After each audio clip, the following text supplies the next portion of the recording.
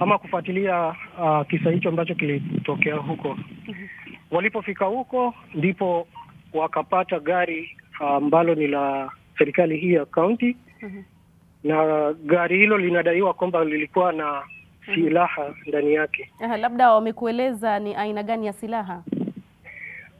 Kulingana na taarifa ambayo nilipata kwa mmoja wao ni kwamba kulikuwa na bunduki kama 4 na risasi kadhaa ambazo idadi yao bado haijulikani.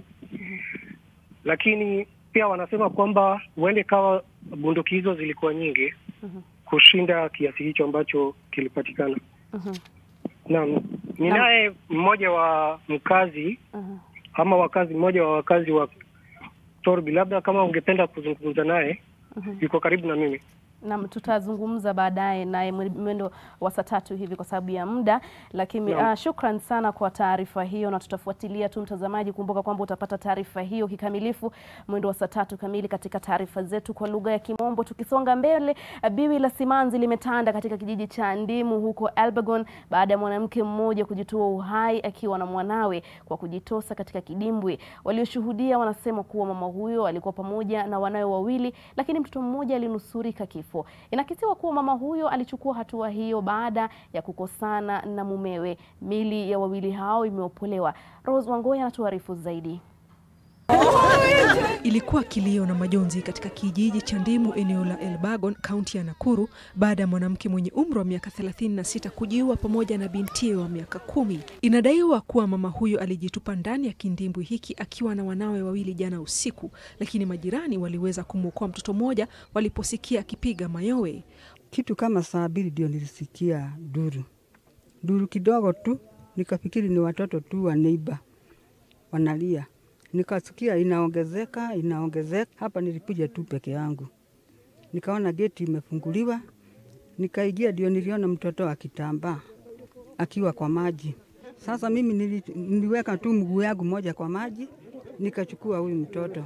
Nikaona ni mtoto ninajua, nikamvalisha sweta yangu na nikaenda kwa neighbor tukasaidiana. Wapiga mbizi waliitwa kuopoa miili na shughuli hiyo imekamilika baada ya miili yote miwili kuopolewa. Lakini nikiangalia kuna mashida kwa sababu sasa hatuna madaiva. Instead ya maofisa wa serikali kutumia pesa vibaya kwa njia zingine ambazo si mzuri, kuja kwa society, chukua community hata kama ni hapa Ndimu ama tuseme Moro Tiraj, uchukue vijana hata kama ni 10, peleka training, wapate maarifa, atungekuwa tumekaa hapo hiyo masaa yote. Chanzo kamili cha mama huyo kujitoa uhai hakijabainika, lakini majirani wanadai kuwa huenda ikawa matatizo ya ndoa, kwani mama huyo alikuwa amezozana na mumewe na kurudi kwao. Kwa hivyo ukiwa na shida usinyamaze peke yako, ongea na watu na watakusaidia, na hiyo shida itakuondokea, isifikie wakati wa depression kutenda mambo aina hii. Wakazi sasa wanaomba serikali itilie mkazo masuala ya afya ya akili ili kuzuia visa vingine kama hivi.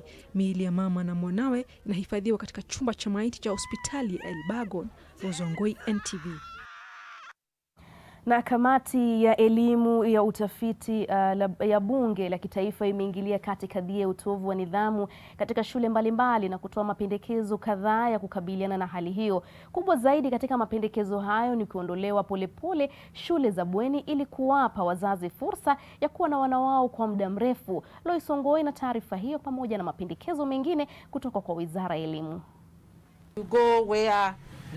Waziri wa Elimu Profesa Magoha amekuwa na kipindi kigumu cha kutathmini ni nini kinachopelekea visa vya kuchoma shule kuongezeka nchini, hali ambayo imetatiza kalenda ya masomo katika baadhi ya shule zilizoathirika. Katika taarifa kwa wasimamizi wa shule zote nchini, Waziri Magoha ametoa onyo kwa walimu kumakinika na kujua jinsi ambavyo wanafunzi wanatumia muda wao shuleni ili kubaini ikiwa wanahusika na visa vya kuchoma shule. I don't want to hear situations where you like to say a fire was seen here. Children are in prayer and we don't know who caused it. That is outdated.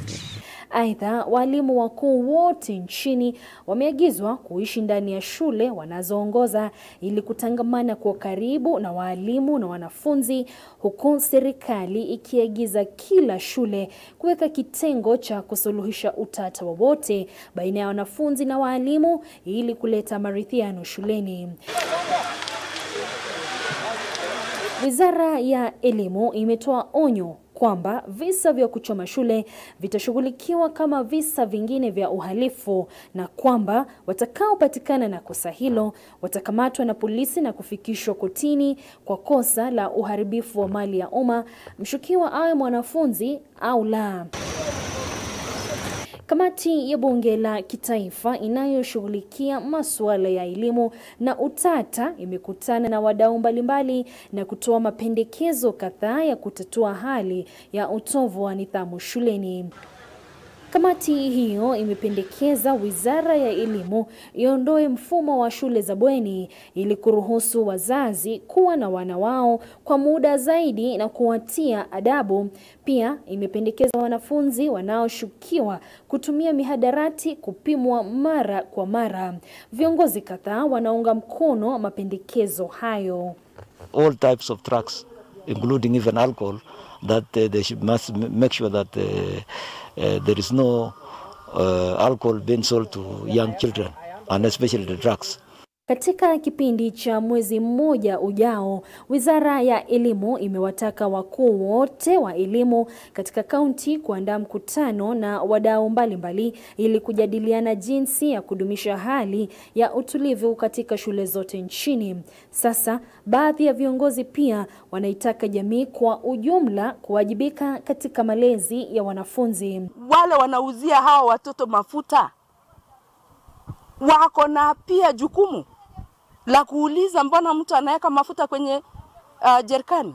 Hayo ya kijiri, tume inayopiga msasa mfumo wa elimu wa CBC sasa imetoa pendekezo la mtihani wa KCPE kuondolewa na badala yake wanafunzi wafanye mtihani wao wa kitaifa katika muhula wa mwisho wa masomo ya daraja la chini.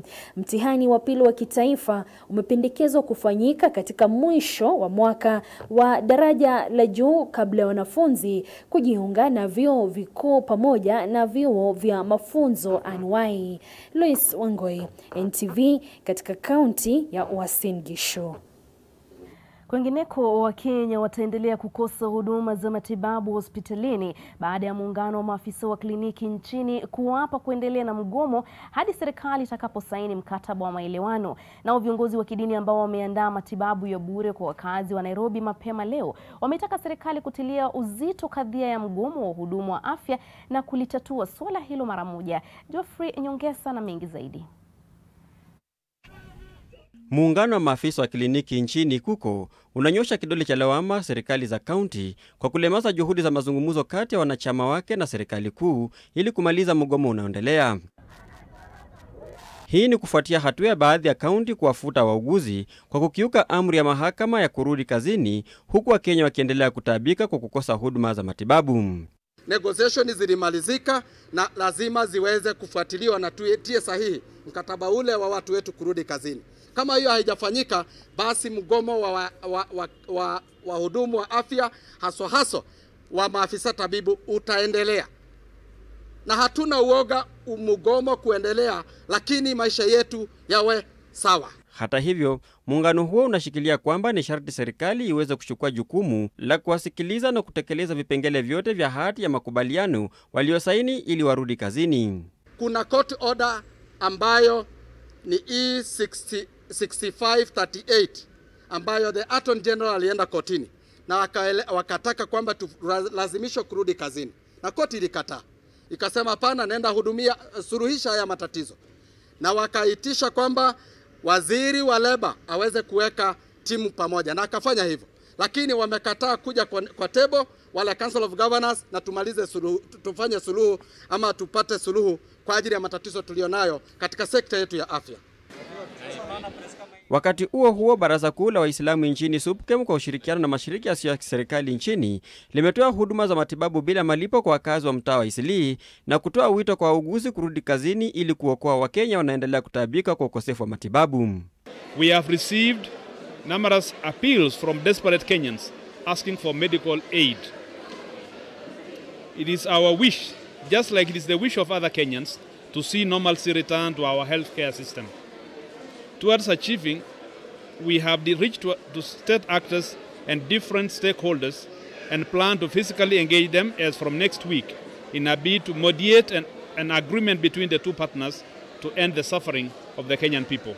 Naye katibu mkuu wa muungano wa vyama vya wafanyikazi nchini KOTU, Francis Atwoli, ameitaka serikali kuu kusikiza kilio cha wahudumu wa afya na Wakenya na kutatua tatizo linalosumbua sekta ya afya nchini kwa sasa. And the Kenya government cannot say that they will not apply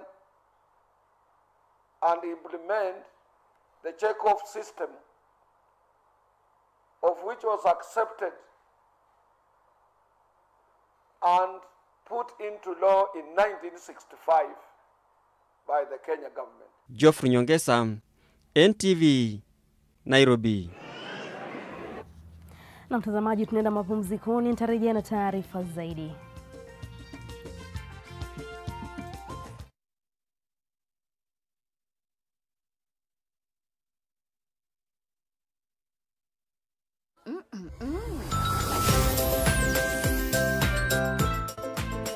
New Tuzo Yogurt Cup. Size yako, bei yako.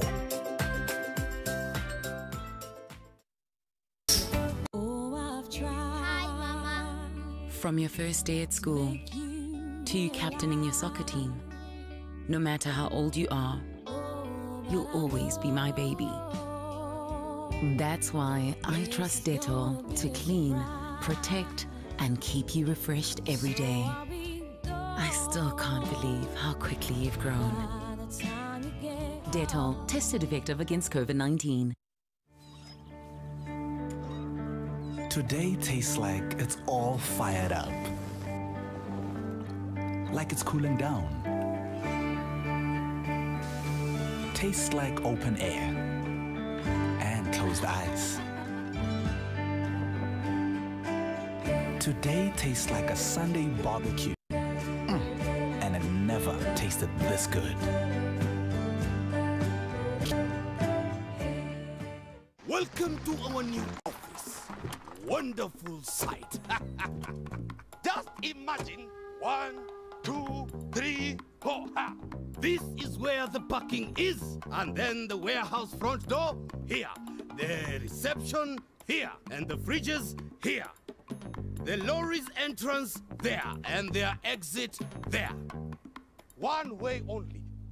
What is it? So where is the building? Fast, stress-free construction. Get your factory-made buildings in 10 weeks with Southbuild. Order yours now. Southbuild, a quality building solution from MRM.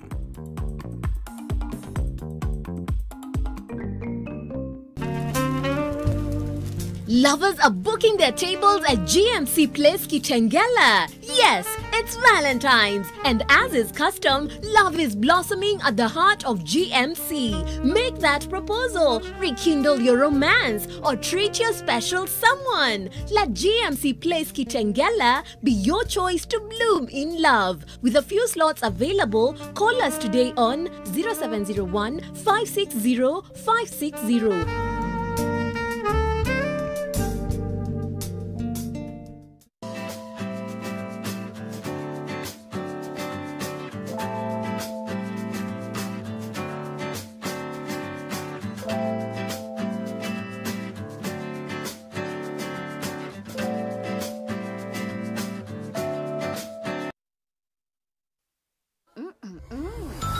New Tuzo Yogurt Cup.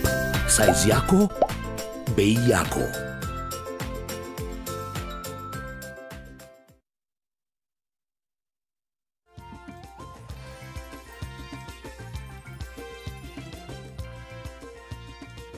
Naam, shukran sana kwa kuendelea kuwa nasi. Naibu wa Rais William Ruto amewakejeli viongozi wa upinzani wanaotarajia azma yao ya urais kuungwa mkono na Rais Uhuru Kenyatta. Ruto ameshikilia kuwa Rais Kenyatta hawezi kuwaunga mkono wale waliompinga katika chaguzi zilizopita. Haya nawadia huku wanasiasa wakiendelea kutofautiana kuhusu mjadala wa marekebisho ya katiba chini ya mwavuli wa BBI.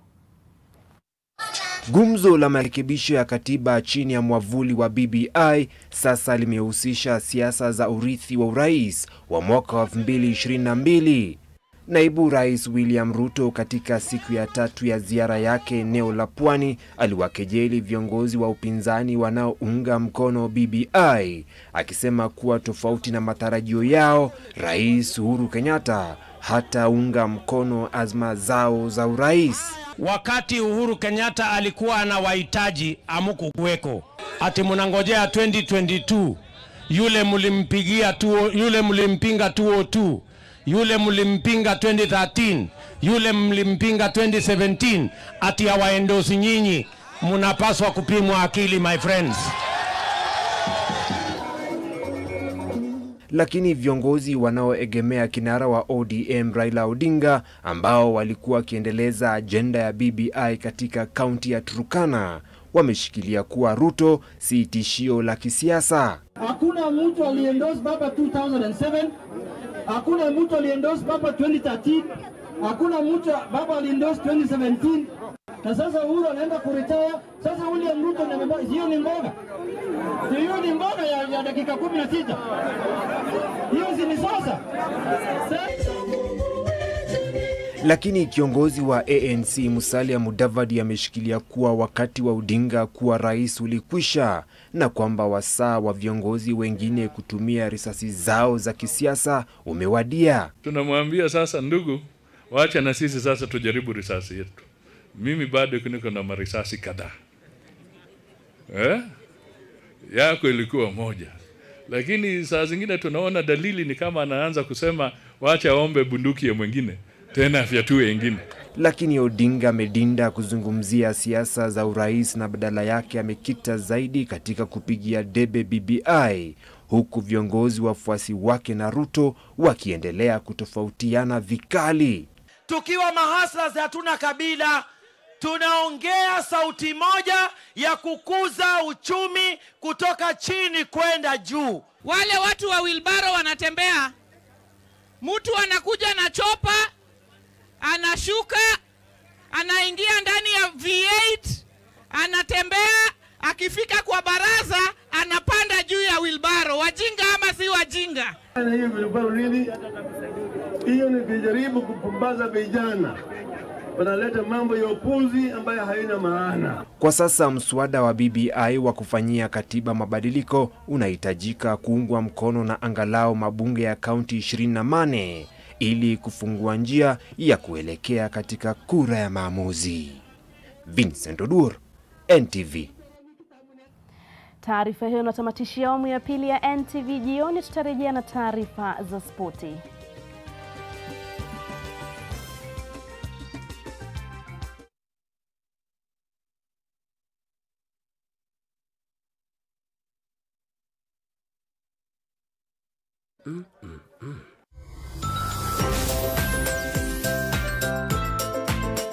New Tuzo Yogurt Cup.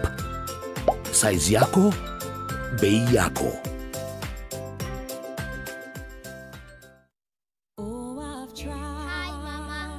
From your first day at school to you captaining your soccer team, no matter how old you are, you'll always be my baby.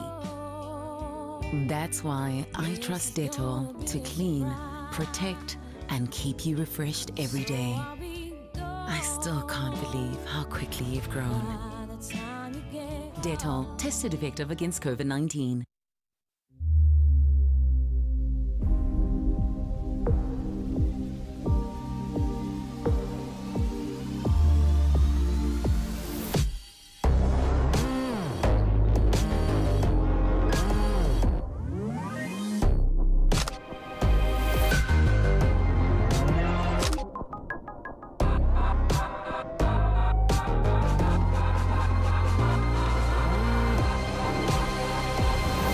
In Kenya, 1 in 2 children suffer from cavities. Brushing with Pepsodent removes bacteria and repairs tiny holes before they become cavities. Because every smile matters. How powerful is the healing power of Vaseline? We applied Vaseline jelly to one leaf, the other we left alone. After just a few days, the difference is visible. Nothing locks in moisture better to keep skin restored. That's the healing power of Vaseline.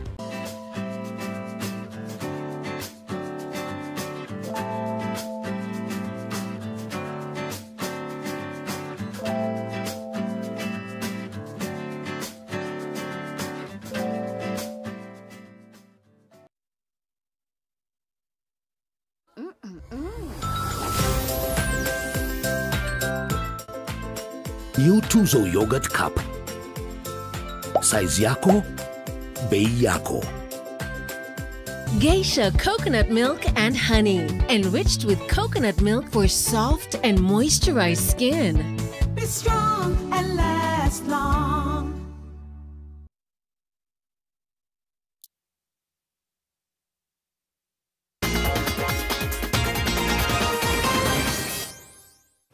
Tunadunda viwanjani sasa haraka upesi, wananiita Joshua Makori. KCB imeshinda Vihiga United bao moja kwa nunge uwanjani Utalii na kupunguza mwanya wa alama kati yao na vinara Tusker hadi moja katika ligi kuu ya kandanda humu nchini ya Bet King.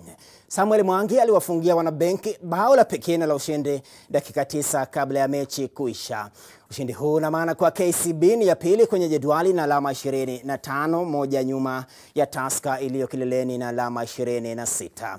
Wakati huo huo, bao la William Wadri liliwasaidia Bandari kuilaza Kariobangi Sharks bao moja bila ajibu katika mechi ya pili iliyokuwa ugani Utalii.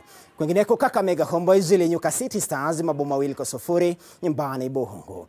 Kesho watani wa tangu jadi Gor Mahia watapambana na AFC Leopards uwanjani Kasarani katika pambano la 90 la mashemeji.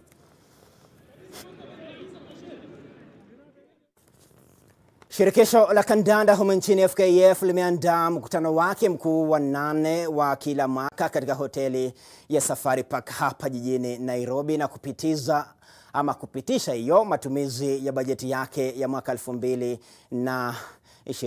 na ya 21 inayokuja. Bajeti ya mwaka unaokuja pia ilipitishwa hapo na jumla ya wajumbe 80 kati ya 86 walihudhuria mkutano huu. Naibu Rais wa FKF Doris Petra ndiye alikuwa kinara wa mkutano huu. Petra alitoa ripoti ya mambo ambayo shirikisho limeafikia mwaka uliopita.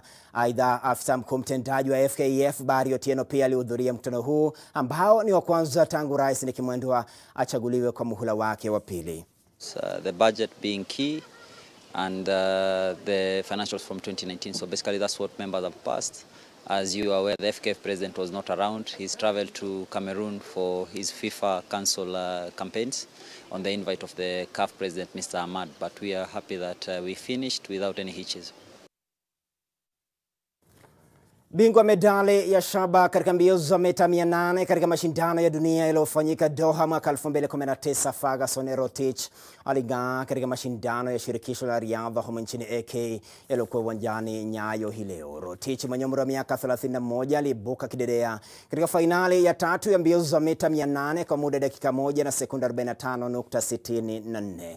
Bingwa wa mashindano ya Jumuiya ya Madola katika makala ya Gold Coast nchini Australia mwaka 2018, Wycliffe Kinyamal aliambulia nafasi ya pili. Abel Kipsang alimaliza wa 3. Kuhusu mbio za mita 200 kwa kinadada, Maximila Imali alishinda kwa muda wa sekunde 24.54. Veronica Mtua alikuwa wa pili, naye Beatrice Machoka aliridhika na nafasi ya 3 miongoni mwa matokeo mengine.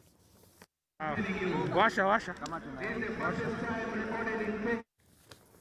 Rais wa shirikisho la ndondi ulimwenguni Aiba Omar Kuremulevu ameridhishwa na hatua ambayo mchezo wa ngumi umepiga hapa nyumbani. Omar amezuru Kenya na bara Afrika kwa mara ya kwanza katika historia, huko akiahidi kupiga jeki ustawishaji wa masumbwi humu nchini na bara Afrika kwa jumla.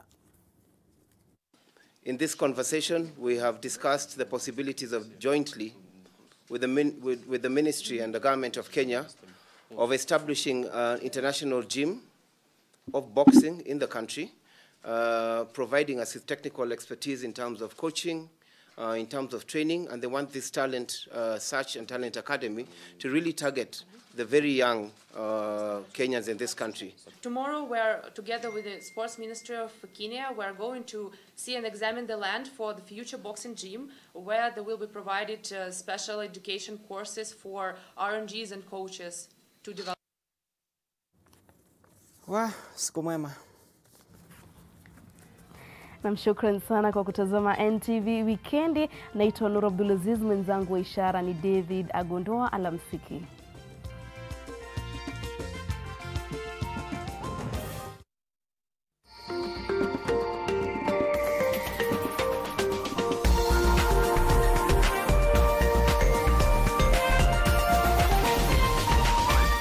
This is NTV.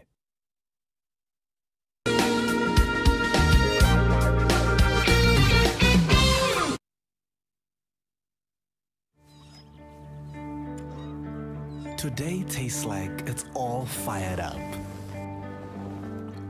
Like it's cooling down. Tastes like open air and closed eyes. Today tastes like a Sunday barbecue. And it never tasted this good.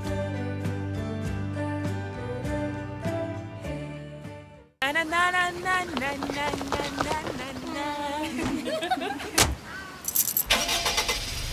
When I open my eyes, I see beauty you can't believe. Oh, mama, no place I'd rather be. Kenya, duniani hamna kama we, nothing better.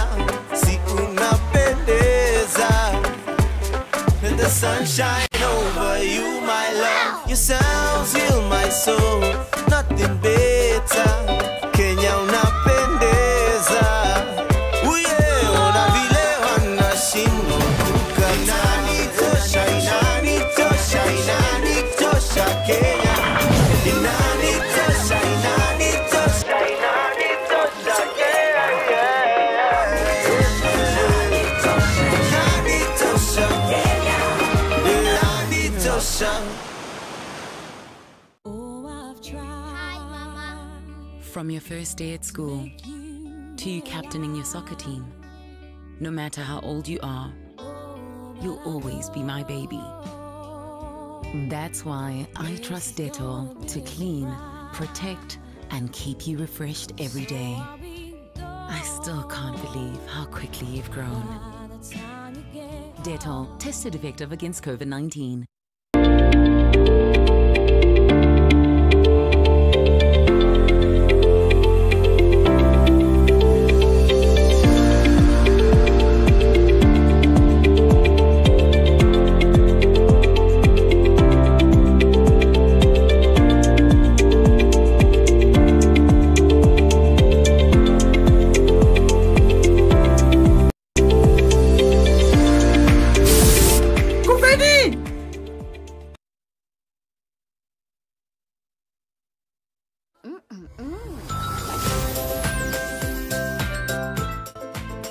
New Tuzo Yogurt Cup. Size yako, bei yako.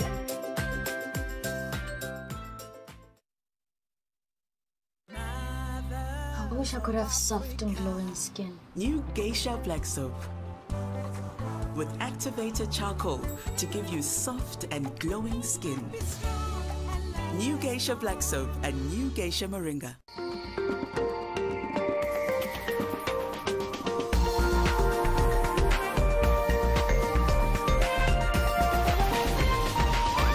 NTV, turning on your world. The following program has been rated GE. It is therefore suitable for general family viewing.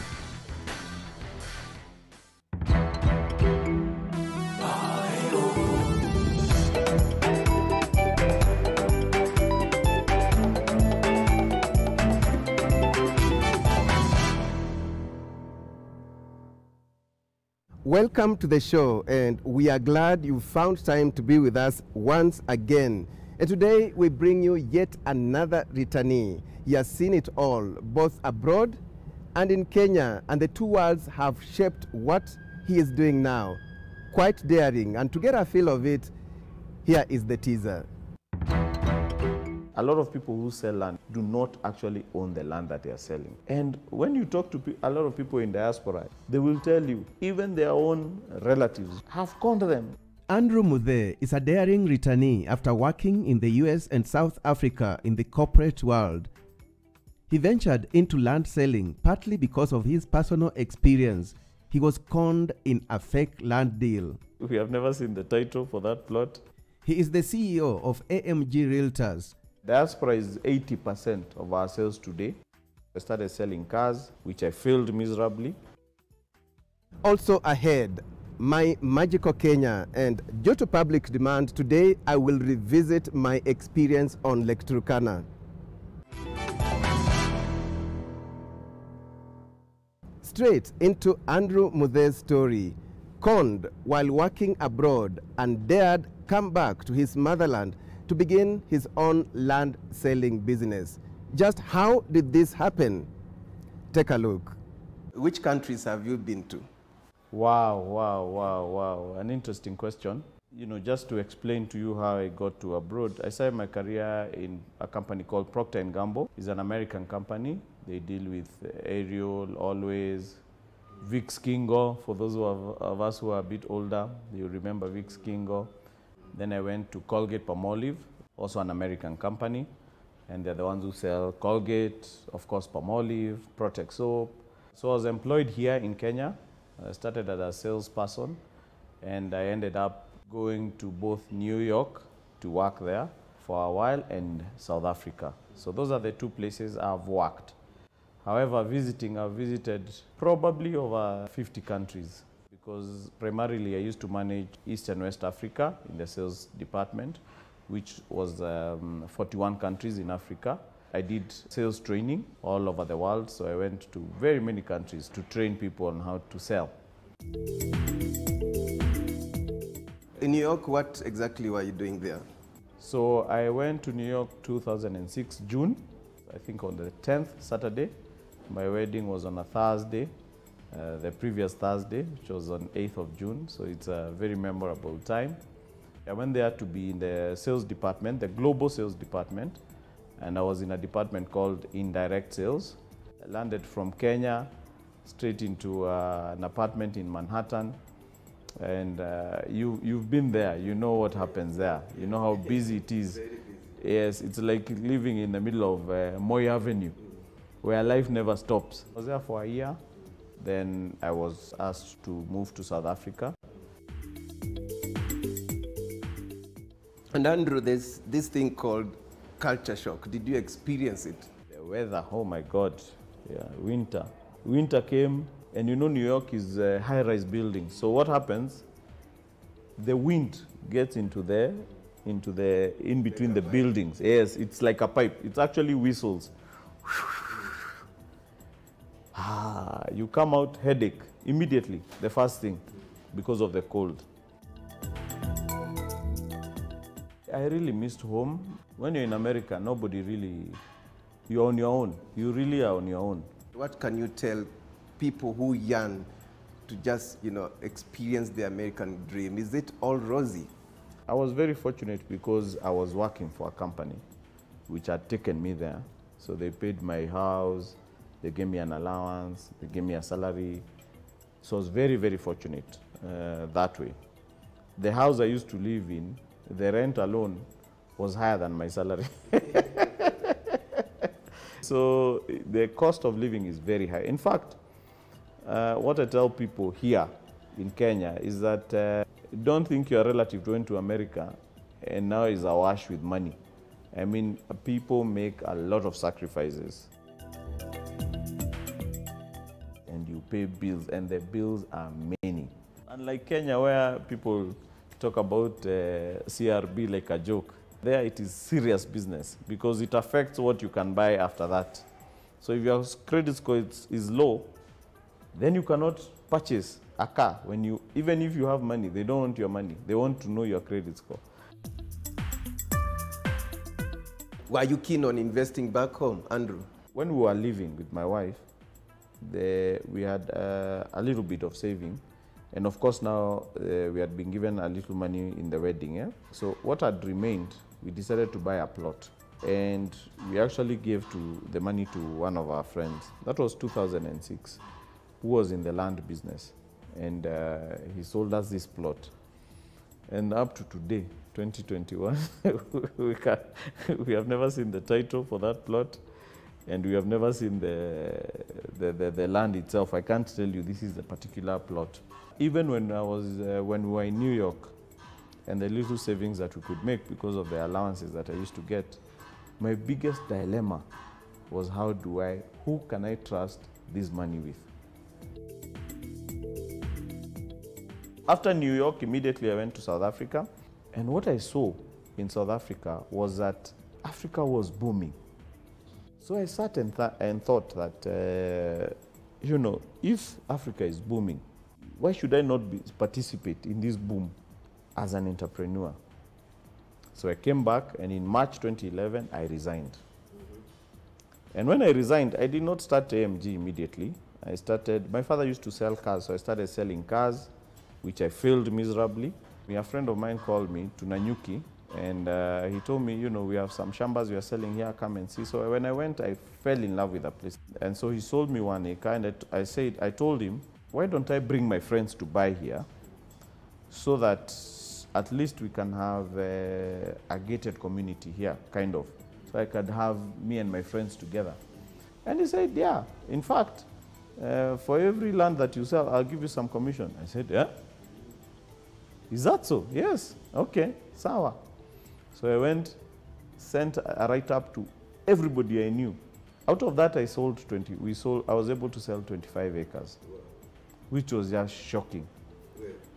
So this guy was also shocked because I don't think he thought I can sell that much.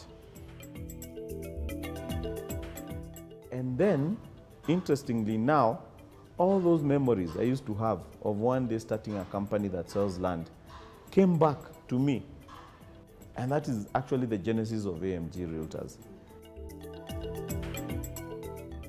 So this land, I bought it in my name, in my personal name. So I said, okay, what are the things do I need to do so that I keep true to those things I used to dream about? What will make me assure my clients that when you buy land from us or from me, that time it was just me, I was everything, that you'll get your title. So I started studying why businesses that are in the land selling business do not deliver titles. And I quickly discovered that a lot of businesses, what they do is that they enter into almost like a partnership with the owners of the land.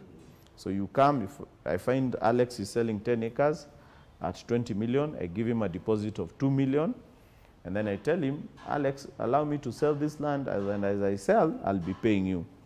Alex is happy, he has 2 million. So he says yes. So I start selling the land, but as a human being, what I do is that the money I get, instead of paying Alex, I go and buy another land, and then another one, and then another one, and then another one. But meanwhile, Alex, you are waiting for your 18 million balance, which you are not seeing. The land still belongs to you because I have not completed paying. So what will happen? What happens is you will never transfer it to me. Meanwhile, now customers are calling me, hey, I bought land from you 2 years ago, you have never given me a title. Oh yeah, the surveyor went, there was a small issue, blah, blah, blah. Stories, stories, stories. So that is one of the biggest issues, that the people who are selling land, a lot of people who sell land, not all of them, do not actually own the land that they are selling. So how different is AMG? We will only sell land that we own. And it doesn't matter how slowly we are going to move, but we'll be only the land that we have finished paying, the title has been changed into our name, shall we start selling. And then the other thing is subdivision. Subdivision takes time. And then when we buy the land, let us also do the subdivision. So when you're buying the land, the plot that I'm showing you is actually subdivided. And actually the process has been completed. We actually give you a money bank guarantee. Money bank guarantee says that if you complete your payment with us, and in 60 days I have not given you your title, and you have signed all the forms, I have the responsibility to return full amount of money to you, full refund. without even cutting one shilling. Wow, quite engaging and inspiring. We will continue with Andrew Muthe's story right after the break.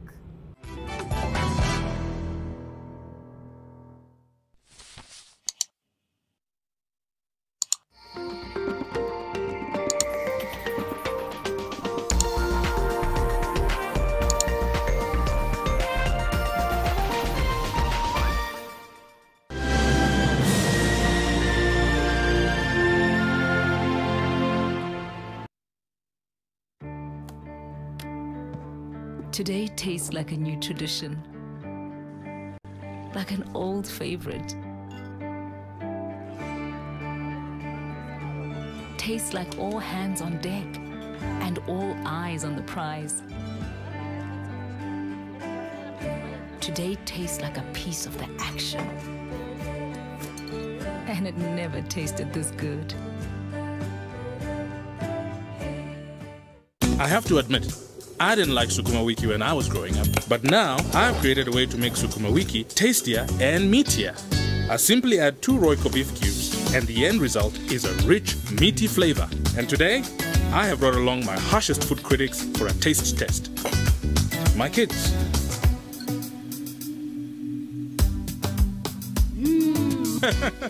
More, please. Royco beef cubes. Add 2 small cubes for a big, meaty taste.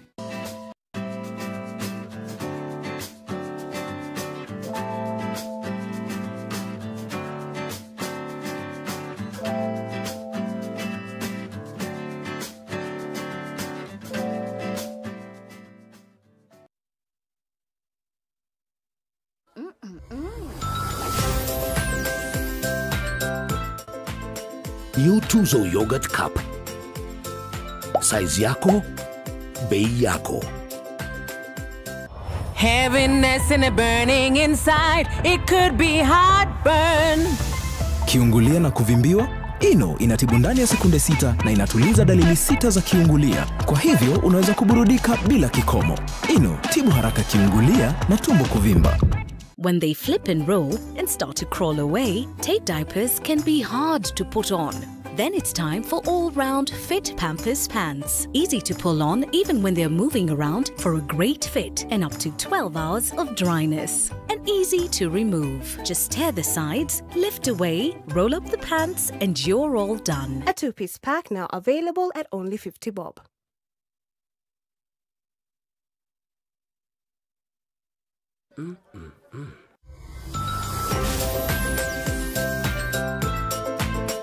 New Tuzo Yogurt Cup.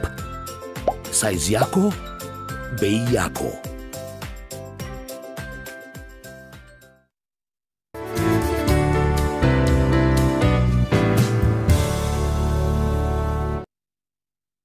Try Panadol Advance for relief from headaches, body aches, and fever. With Panadol's Optizorb formula, the tablet gently breaks down in the stomach, quickly absorbs, and starts providing pain relief in 15 minutes. For fast and effective pain relief that you can trust, try Panadol Advance.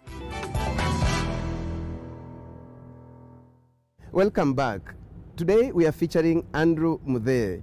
He was conned in a fake land deal while working abroad, and he dared come back to his motherland to begin his own land selling business. When you talk to a lot of people in diaspora, even today, they will tell you, even their own relatives, very close, some even their own parents, sorry to say, have conned them out of their hard-earned money. And let me tell you, life is hard there. It's not easy. I mean, you really, really sacrifice a lot to save. And you send the money home, and you know, and I'm not saying everybody has gone through that, but a lot of people have gone through that. You send to a relative, you send to a friend. Another lady was telling me she sent money through a friend from Germany, and the lady said the bag was stolen. You know, just very, very, very, very scary stories. Alyosho.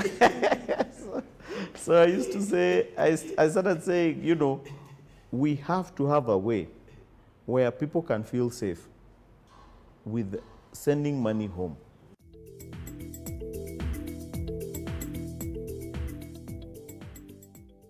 Who is your typical client, Andrew? He's really a normal Kenyan, living here or living abroad. We have a lot of ladies who buy from us. Ladies are serious investors, by the way. We have a lot of chamas who also buy from us. Chamas are either ladies, men, or mixed. Generally, it's a normal Kenyan looking to invest, looking to save some money through land.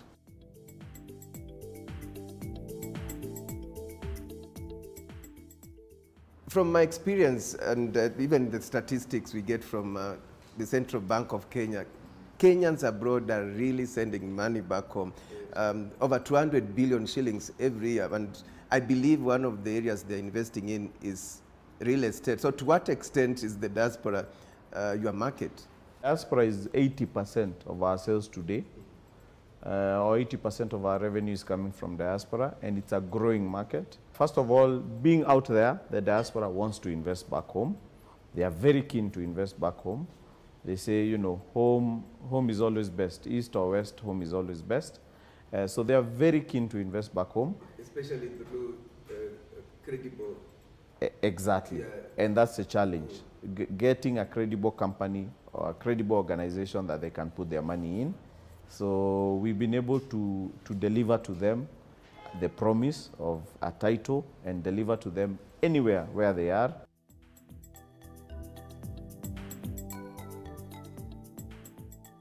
What challenges do you face in your current business? Of course, it's never smooth. It's never smooth. It's full of challenges, but you know, sometimes you make challenges your friends or your friend, so that because you'll never come out of challenges. You know, even if you watch people who win the lottery and win $10 million, in fact, they get more problems than when they had they had no money. So challenges are part of life. One of the biggest challenges we face is buying land. Buying, not even selling. Our biggest challenge is buying land, because when you go and do due diligence on land, oh, you find stories and things. And we spend a lot of time doing a lot of due diligence, because we are investing in the land. The land is ours. The land has to be ours before we sell it. So we are not going to put money where we have any suspicion on anything. And we cut out a lot of deals, even for the smallest reason. So let me give you an example. If we come and this is family land and you are selling to us, and one brother is not happy, out of 6, we will cancel that deal.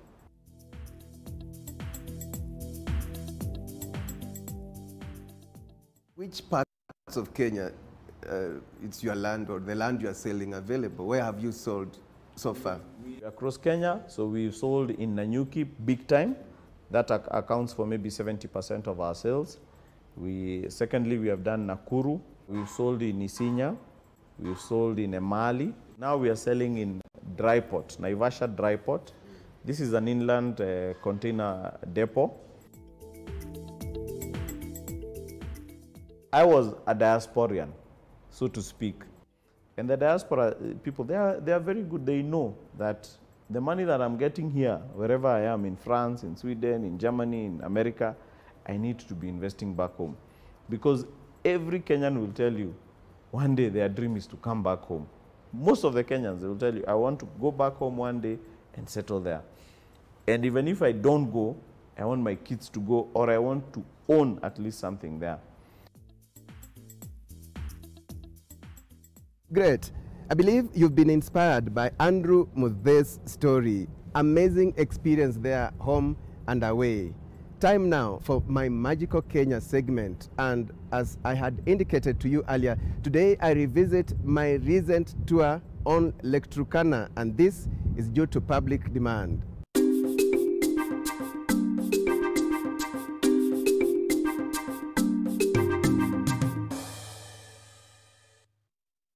Captain John Monte is making routine checks on this 5-seater Cessna C206 that will fly us around Lake Turkana. We are anxious, having been told to brace for a breathtaking but exciting bird's eye view of the lake and its attractions.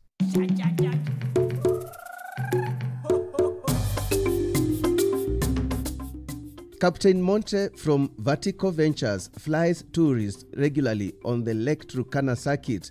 My cameraman Josephat Ekiru and assistant producer Jeremiah Eregai and I are first-timers, but we are lucky to be accompanied by the managing director of Elie Springs Resort, Rolf Glor, who understands the route and is ready to be our tour guide. We might fly a bit higher so that we have a good view. Chakwel, Southern Island, and Lokipi, and the windmills towards Rongalani. Welcome aboard. Within no time, we are airborne. One of the things we notice is just how the lake has swollen, swallowing structures in some places.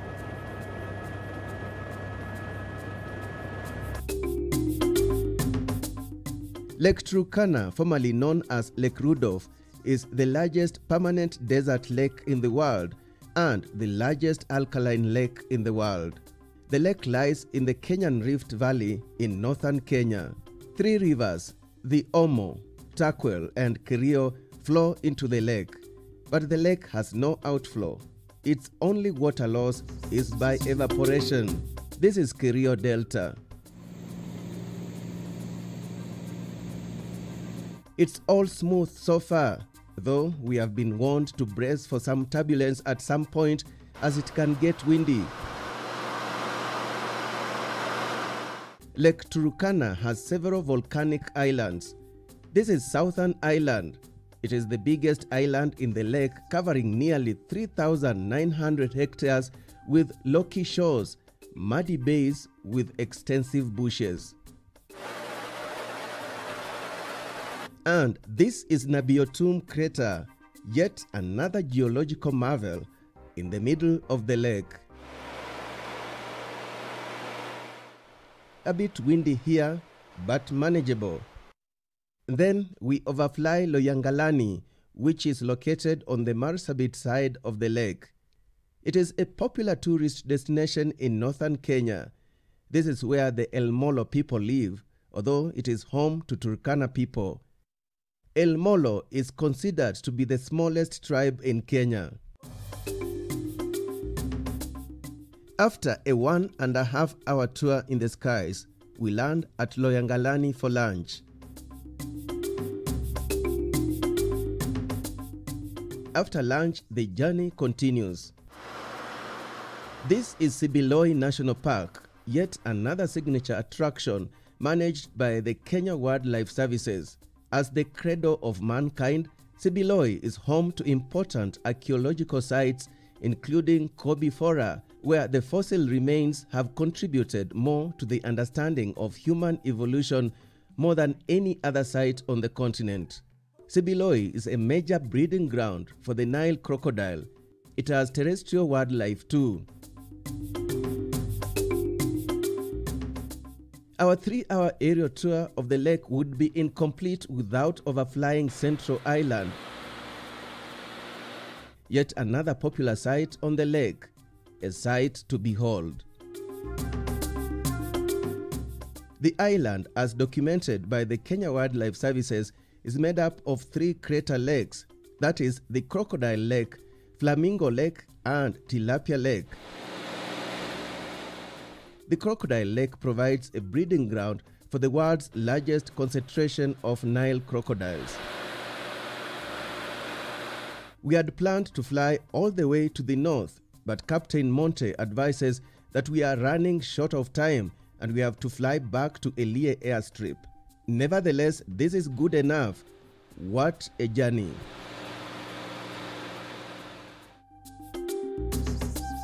We fly under Vertical Ventures, which is our agent company. We are based in Wilson Airport, but we also have a satellite based here in Lodwar and Elie. Now, flying is high-end. Tourists can reach most of the sites on the lake, including the islands, via boat rides. But that is a story for another day.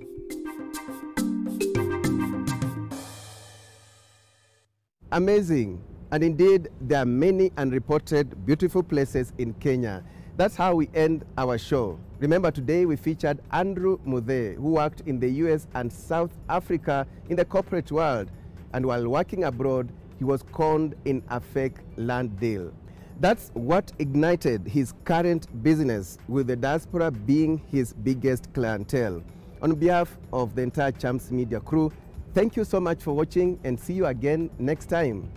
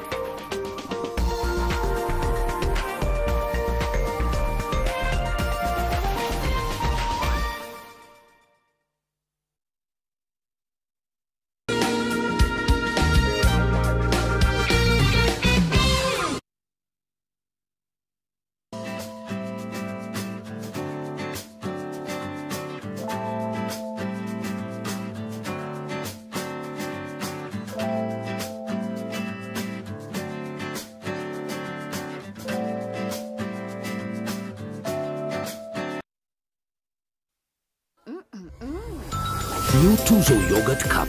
Size yako, bei yako. I have to admit, I didn't like Sukuma Wiki when I was growing up, but now I've created a way to make Sukuma Wiki tastier and meatier. I simply add 2 Royco beef cubes, and the end result is a rich, meaty flavor. And today, I have brought along my harshest food critics for a taste test. My kids.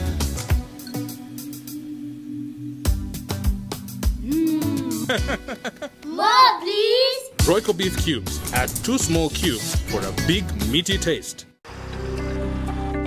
Kwa kusema kweli ni kama tumezaliwa upya. Sasa ikuwe uwanja ambayo tunaweza invite timu zingine hapo nje.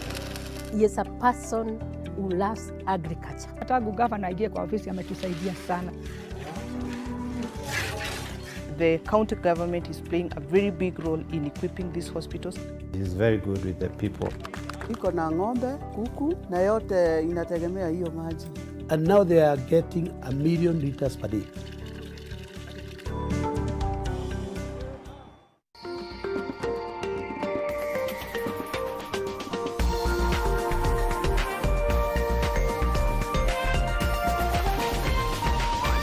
NTV, turning on your world. The following program has been rated PG. It may contain scenes unsuitable for children under the age of 10. Hi there, here's wishing you a happy new year and a blessed 2021 from me to you. Thank you so much for walking the journey with us thus far. Excited and looking forward to what we have in store for you this year. But before I go any further, a special thanks to this beautiful occasion, Radisson Blu here in Arboretum. Thank you for always hosting us. If you want a place to come and unwind, this is the place to be. Now to meet our guest, here is Dear Diary and get to know more about what we'll be talking about on the show today.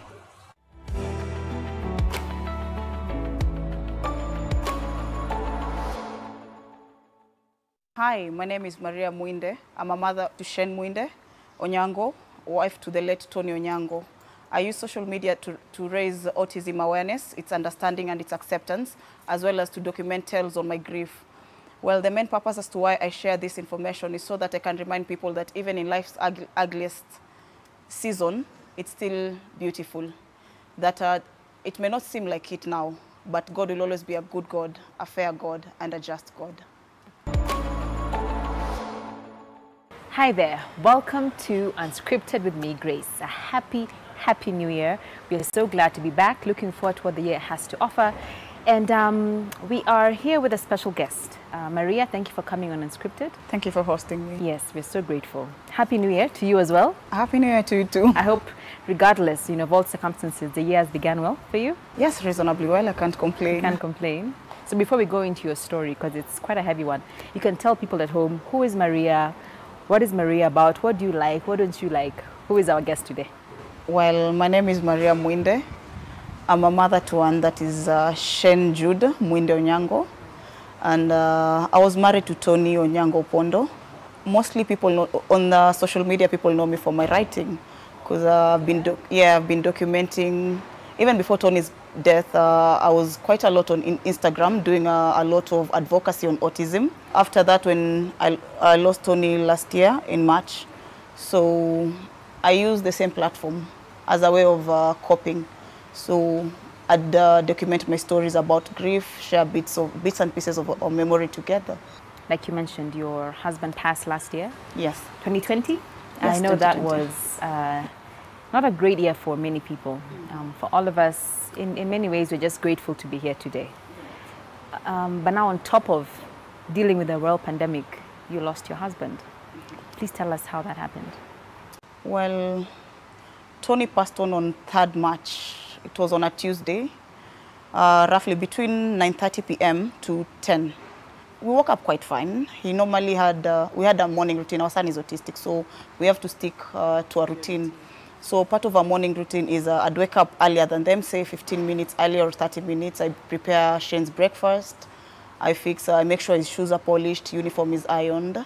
Then at 6 a.m., his dad will wake up, and he'll be the one to wake Shane up. Well, I'm not a morning person, so Tony had more grace. So he'd wake up, wake Shane up, take him through the morning routine. So first thing they do is have breakfast together. And where are you at this time when they're having breakfast? I'm just there.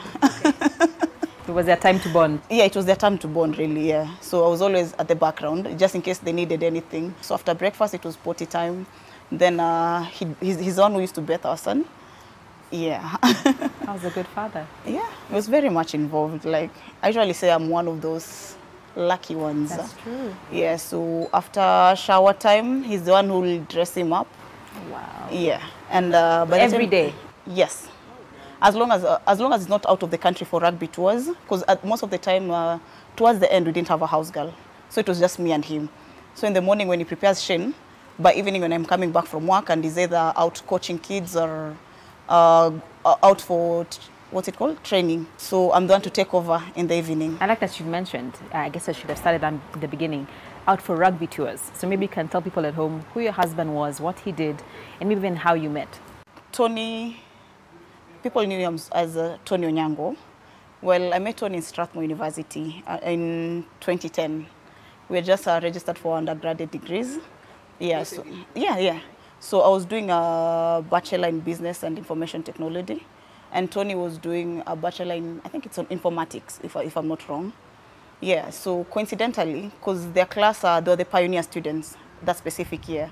So meaning like they couldn't meet quorum for some of the core units, say some of the being accounting, a bit of stuff like communication skill and a bit of the IT. So we ended up sharing classes. This is a funny story. Like, I never wanted to go to Strathmore. Really? Yes. So how did you end up there? Well, my mom has a PhD in IT. And I always wanted nursing. So I'd started it elsewhere. And when I came back, I relocated to Kenya. So for her, she saw like... Where were you? New Zealand. That's where I finished off my high school education. And I'd been called for nursing. It's what I actually wanted to do. So when you came to Kenya, KMTC uniform. You're like, not for you. Not for me. So she was like, the next best alternative is BBIT, because it was not so new in the market, but it was quite marketable, you know, especially from Strathmore University. And I knew business-wise, at least I've been helping around the family businesses. But now the IT was a tricky bit, because she mainly centers in ICT. So she thought it's something straightforward. That's it until I find myself in class and I have to code. I've never seen these things before. I'm telling So you, I can only imagine. Yeah. But the good thing is those Tony. Yeah, so at the time, being young, I was kind of seeing someone who was seeing someone else. And then we met in class. He had this amazing, amazing smile, and he's such a gentle soul. I can't even remember how I started talking to Tony. I love that. A rugby player is a gentle soul. So he was a gentle Very child. gentle. Oh. Very gentle. Polite. He was just amazing. He was a happy soul too. So I can't really, I think, you know how you normally sit outside the class and you're waiting for the classes to start? We must have started the conversation somewhere along there, because I don't have like the recollection of when exactly we started talking. Because he's the kind of a guy, he tends to keep to himself. He's quite a loner. very outgoing, but also quite a loner. So when I started talking to him, I brought him to my circle from BBIT. So that's when a friendship was born. When did you know he was the one for you? Like I was going through a phase, a rough patch, I can call it that. Being in a school like I don't want. Yeah, so around that time, and I used to talk, I don't know why, but I used to talk to him quite a lot. So I found a friend in him, I found a confidant. So anytime I had challenges, be it at home, be it the relationship, be it class, we just talk. And that was it for us. It just, I don't know, it just happened. It just happened? Yeah, you just know, when you know, you know. Yeah, because we don't even have like a definite anniversary. Yeah, so when people will ask us like, when did you start dating? It's like, so you round it off to wow, a memory of we were at a gathering somewhere. That's how we arrived at August 29th, 2011, yeah. Tell me about, before we go into that fateful day, your family growing and your son. How was that journey of the coming of your son and hearing about his diagnosis or knowing about his diagnosis? Well, I had actually a very normal pregnancy. Everything was smooth. I worked until the end. And Tony was very supportive because I never went to any clinic on my own. He'd sit there. Even when I had the first clinic, when they do like a series of tests, he also did in support. So we're enjoying the needles together. Yeah. I was a good man. The birth went well? Yeah, I was induced. Okay. So they kept telling me, don't push. But immediately they induced me, like it didn't even take long. Like it was just intense pain the entire time. Yeah, so after like 15 minutes, I told them like, I think it's time, I think the baby is coming out. They're like, no, don't think too much into it. So by the time they're coming to check, you see now, that time I'm at the observation bed. Yeah. I was already 10 centimeters gone. Like I never even made it to the delivery room. Wow. So I was just there with Tony the entire time. He's just rubbing my back. I'm either squeezing his hand, you know, he's just talking me through it. Yeah. Like, just being amazing, just him being him. And when baby came, baby was normal, was okay? That's the thing. When Shane came out, then the midwife like looked at Shane and she noticed that something was very off. He was a bit pale. The baby was pale? Yes. So she kept on telling me, keep pushing. Oh, the baby was still coming out, not yeah, out he was coming. Yet. Like, the head was out. Like, he was already crying. Like, you could see the head, the entire, like, it was out. But he was pale. So by the time the head was coming out, fully out, she noticed the umbilical cord around his neck. So he was pale because he was lacking oxygen. Yes, he's true. Yeah, so the baby was under duress. Now, they had to make an incision like twice. Yeah, so after it didn't take long, he came. Like, I didn't labor for so long, surprisingly. Good. Yeah, so the baby was there. He didn't cry, he coughed. So I remember they took him to the theater to like clear his airway and all. That's when they had him cry. Okay. And they had to put him on oxygen until his breathing stabilized. So it's something, because it was around 4 in the morning. So they told us by 6, 7 in the morning, he'll be fine. And so by the time they were done patching me up, I went to sleep. You know how tired you get, yeah? Of course. Yeah, so when I woke up, it was like almost 6:37. My baby was still in the incubator. So I kept on asking them. They're like, no, he's fine. We just give him some more time. So by 10, no changes. He's still there. So he stayed there for 12 hours. Why? His lungs, like, he had really strained. But by the time he was coming out, he was perfect. Like, I was actually clear to leave the hospital at the end of the 24 hours, but I was just too scared. I opted to stay. Like, actually, Tony was like, no, let's give it one more night, just in case things change, because he had been in the incubator for 12 hours. Okay. Then he's coming out, he's perfectly okay. But other than that, everything went on fine later on. Fine. Yeah, he was fine. The only milestone I can say that took a while was walking. So you'd see his peers walking at around 1 year. So Shane walked at 1 year, 4 months. And other than that, along the way, my friends started making observation that whenever they'd call him, he wasn't responding to his name. And they'd raise that concern. For me, I didn't. Would you notice that yourself when you would call him? No, when I call him, he'd respond. Then my mom also made that observation. It's like, I'm calling him and he's not responding to his name. Something might be wrong. I was like, you see, I call him, he responds. I send him somewhere, he follows instructions, like if you want to leave. But other people, that wasn't the case. Yeah, he won't respond. Then after a while, he won't maintain so much of eye contact. But I don't know. You see, at the time, I'm the one who brought him up. I didn't have a nanny. So maybe I got used to it. It's just that I didn't know. You didn't know? Yeah, so And you know, by the time 3 people are telling you they're seeing something, you know something is very off. That's very true. Yeah, so let's take a short break. When we come back, you can tell us about how you, I guess, what you did to find out what was wrong with your son and when the diagnosis was made. So please stay right there. We'll be right back.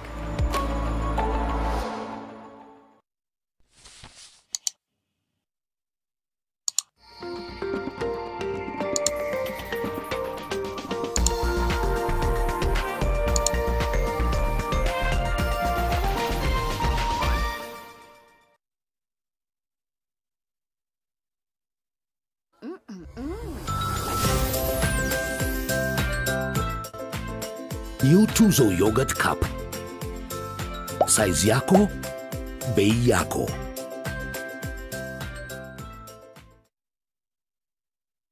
Makeup is a passion for me. I love beauty. Nililearn skill ya makeup na watch tutorials kama YouTube na Instagram. Alafu nikaanza practice na mabeshte wangu, and with time I would take pictures of them and the page would grow. Now people started DMing me and asking me how much do I charge. So that's how I started my business. That's where I get most of my clients, like 70%. Mi hutumia 1 GB giga bundles ya mobile data statement imenichanua kujua vile kila app inatumia bundles zangu. So now I'm able to channel my bundles on the apps I need the most. Dial *544# and select 7 for balance to get your data statement, and you'll get free 200 MBs for first-time access. Geisha aloe vera and honey, made with the goodness of aloe vera to calm and refresh your skin. Be strong and last long.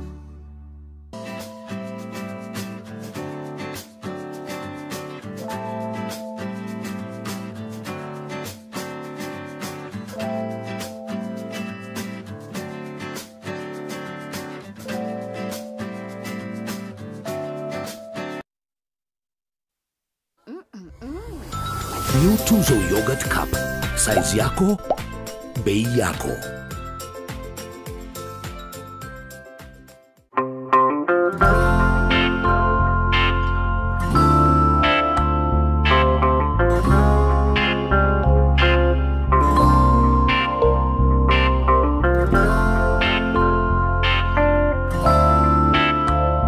Breaking news from Molfix. Let's see what they're developing right now.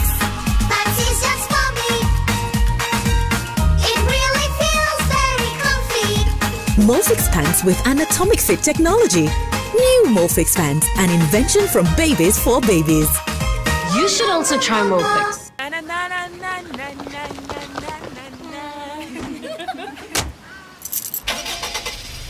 When I open my eyes, I see beauty you can't believe. Oh, mama, no place I'd rather be.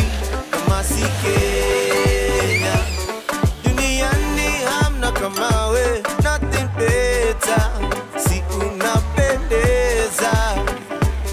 Let the sunshine over you, my love. Your sounds heal my soul. Nothing better. Kenya unapendeza.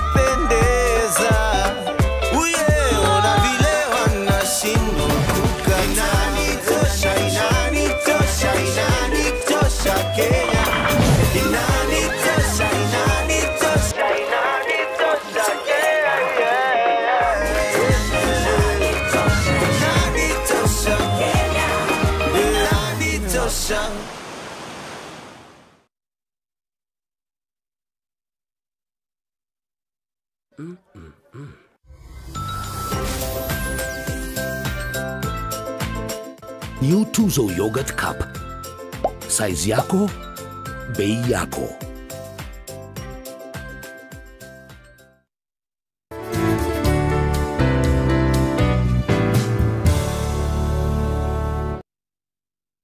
Try Panadol Advance for relief from headaches, body aches, and fever. With Panadol's Optizorb formula, the tablet gently breaks down in the stomach, quickly absorbs, and starts providing pain relief in 15 minutes. For fast and effective pain relief that you can trust, try Panadol Advance.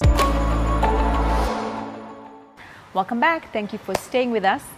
So you were telling us, you noticed, and people around you, your mother or your sister or friends, you notice your son wouldn't respond when you call him, maintain eye contact with other people though, not with you. Yeah. So what did that prompt on your part as a mom? What did you do next? When people started making those observations, so we had to take him to the hospital for, should we call a checkup.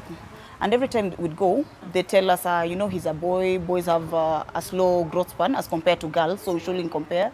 So they'd keep everywhere we go. Like we had been to 3-4 places. They tell us all of them just... Yeah, just give him time because he's a healthy baby. He's fine, he's playing, he's eating just fine. Yeah, so around when he was 1 year, 10 months, I'd mentioned that I wasn't working the entire time. I was a housewife, so I'm the one who was raising my son. And so when I got my first internship, he didn't have time to bond because I was called. By the time the notice I had, it was very short. So I didn't even have time to get a nanny to train them and make sure that they've bonded quite well with the baby. So the nanny I got, with time I started noticing, I stayed with her for one and a half months. And by the time she was leaving, the damage had been done. You see, Shen had speech. It wasn't much as people used to say, like, he has fewer words as compared to his peers. He could communicate. If he wanted something, he'll tell you, Mama Maji, the mall, you know, he'd pick things, like the key things in communication, so he was fine. So when I got this nanny, I noticed like almost a fortnight in, actually, initially when I used to go to work, the baby will cry quite a lot. Then after 2 weeks, I remember meeting one of the security guard where I live in, the daytime one, she was a lady. So Teresa told me, since you started working, Shen has been really nice, because you see he was very hyperactive. It's like nowadays when he comes down with the nanny to sunbask, he sits through the entire time. Then I told her, Teresa, that is not a good thing because my son is very hyperactive. He can sit in one position. Yeah, so I don't know, I became curious and I became more alert. By the 3rd week, I started noticing something is very off.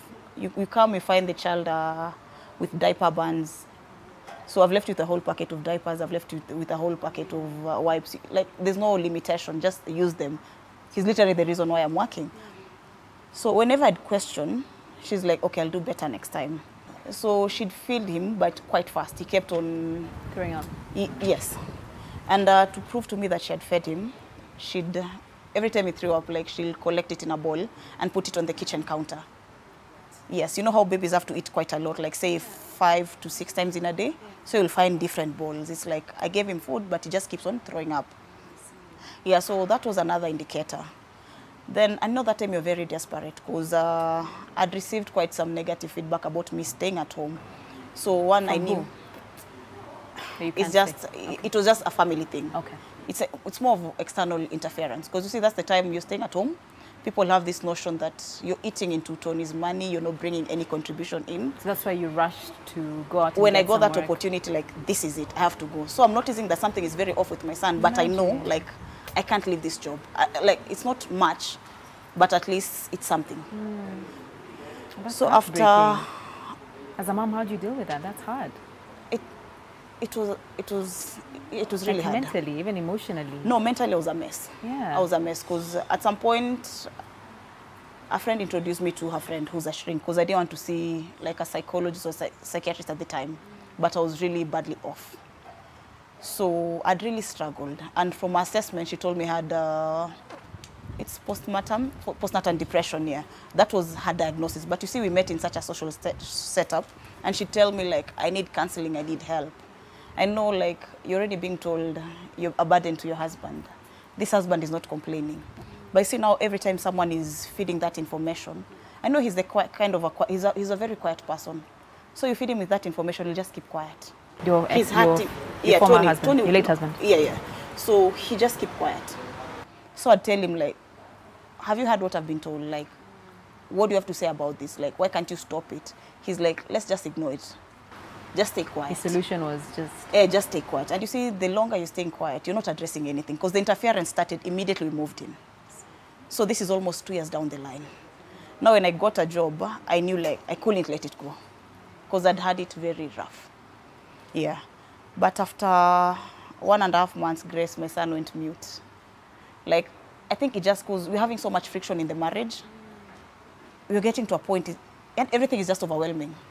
So it's like one day we're just sitting there watching a movie, then we realize, you know how you can send him, it's like, get your shoes, he's not moving. You're calling him, he's no longer responding. Now you're starting to see what other people are seeing in him. So that's the time we decided, okay, we need to look, seek for help. So you feel like you leaving, going to work, and external factors affected your son? Yes, because everywhere we'd go, they tell us the tension at home affected him. Then there's also an issue of separation anxiety. Because when I left for work, he was not used to having people at home. I had never had a nanny.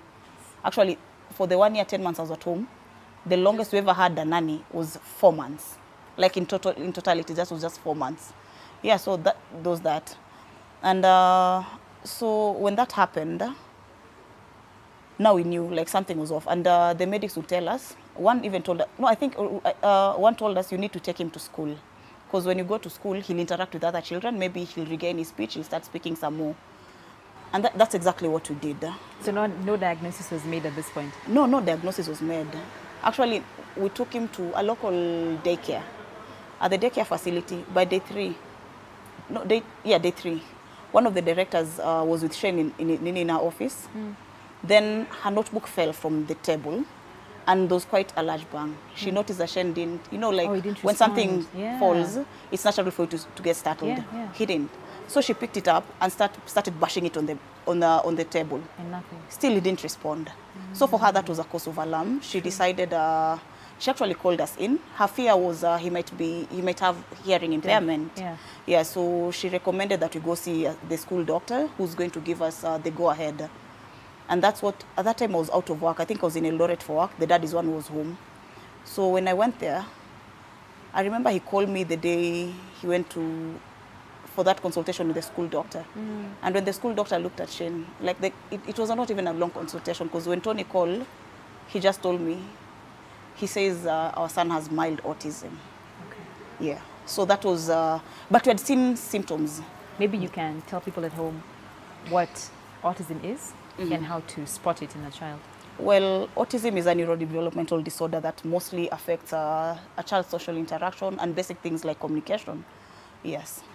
And now that, with what you've explained, that's how you were able to determine. Yes, and you see he had some characteristics of autism.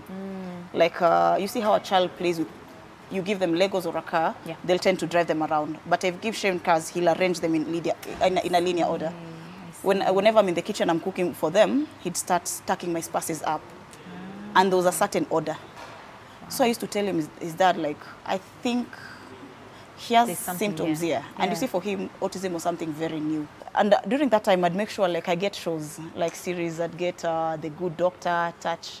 These shows about autistic kids. For your husband to watch? Yes. Okay. So he'd watch. So by the time after I was being told about autism, I was like, maybe it's not that bad. And you see, the thing about these shows is they only show the good side, the high functioning, but then don't show you this other side. They don't show you the challenges. Yeah, the challenges per se.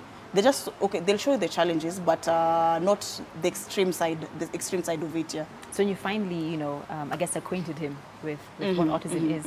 How did that affect or play out in your marriage? Surprisingly, it didn't, nothing changed. We went for sensory integration. We also saw a child psychiatrist. That's why we got the final diagnosis that he's actually autistic with ADHD. What have been the most challenging bits of raising your son? The most challenging bit, Grace, I can say, is as a society, we don't know so much of autism. You see, people, when you talk about disability, people know the physical one, the things you can see, like this person can't hear, he's deaf, he's dumb, he's blind. This one you can't really pinpoint. You can't pinpoint it because he looks perfectly okay. Yeah. You look at my son, you can't even tell until you spend a little bit of while. It's like, wait, this child hasn't said a word the entire time. Then you notice he's quite bubbly. There's this noise that comes. You might assume like he's actually dumb. And I don't know, people, there's not enough information out there. Yeah. Then there's stigma. How did you deal with that? It was so bad, because you see people trying to treat it as if it's something I can infect you with. And there was also a notion that he's bewitched. Oh no. Yeah, because you see, we come that happens a lot in African culture. Yeah, because Amakamba, he's a half caste of Alu and a Teso. So you'll be told that certain things you did. That led to your son. Yeah, the naming brought around, they call it Chira. And you see, when people say that thing, and they don't even tell you to their face, but they make sure they say it in your presence. It's like, if you did this thing differently, it wouldn't have acted that way. And you see, by the time you're telling me this information, I was there before the child was born. Imagine. And I asked you, tell me, like, what do you do as per your tradition? They're like, tumenda shule, you know, like, we don't follow this thing. How did this affect you, though? That's where, like, actually for our marriage, that's where the trouble started. You see, everything was fine, Grace. When we were dating, it was smooth. We got each other, we understood each other. I knew he knew what I standed for, I knew what he standed for. So everyone come with their own ideologies. Then we are from 2 different cultures. Yeah, 2 different cultures. Yeah. Everyone has their own ideologies. You have your own cultural practices. It was very overwhelming. So you're being fed information, you know. As a mother, it's natural for us to protect our children, to protect those we love. How did you do that for your son in this situation? From family stigma, from the public? How did you do that? Well, I decided to kill the power that the diagnosis had over us. And you see, when you're coming from a typical African setup, the first thing you're told about, don't discuss it in private, in public.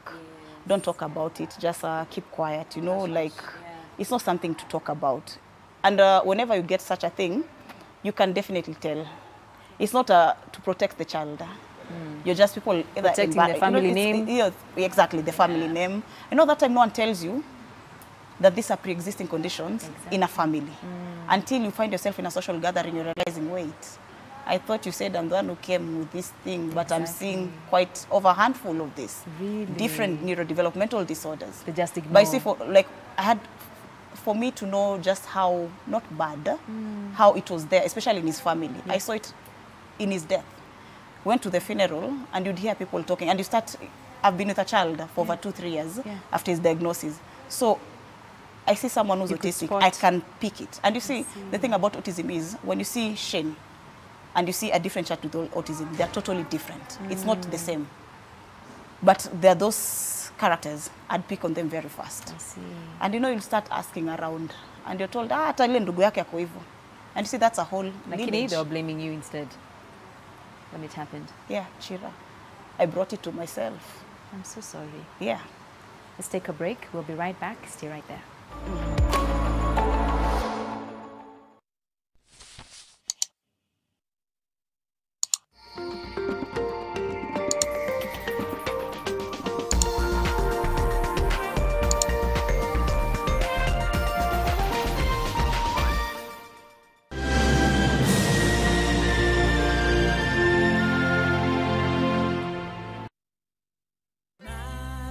I wish I could have soft and glowing skin. New Geisha Black Soap with activated charcoal to give you soft and glowing skin.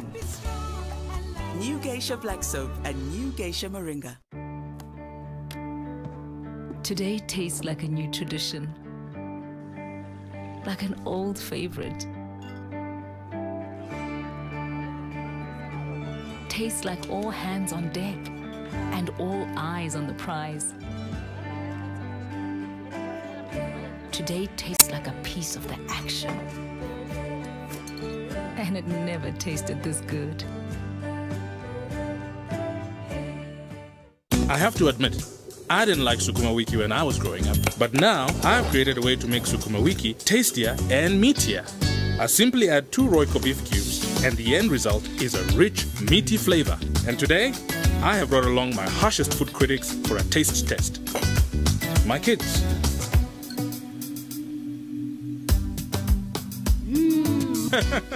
More, please! Royco beef cubes. Add 2 small cubes for a big, meaty taste. How powerful is the healing power of Vaseline? We applied Vaseline jelly to one leaf, the other we left alone. After just a few days, the difference is visible. Nothing locks in moisture better to keep skin restored. That's the healing power of Vaseline.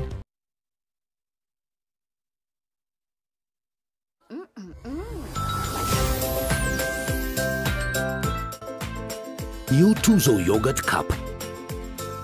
Size yako, bei yako.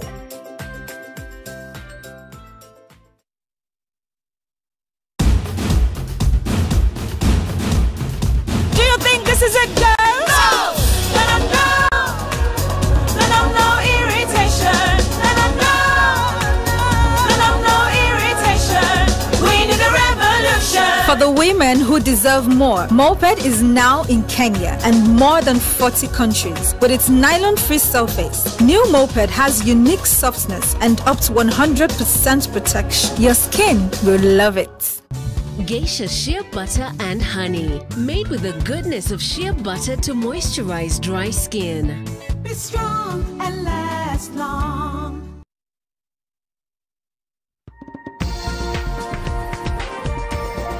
This is NTV.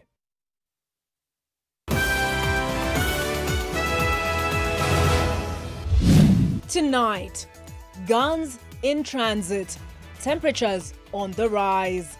Marsabit County government vehicle seized carrying guns and numerous rounds of ammunition. Also tonight, the fires in our schools.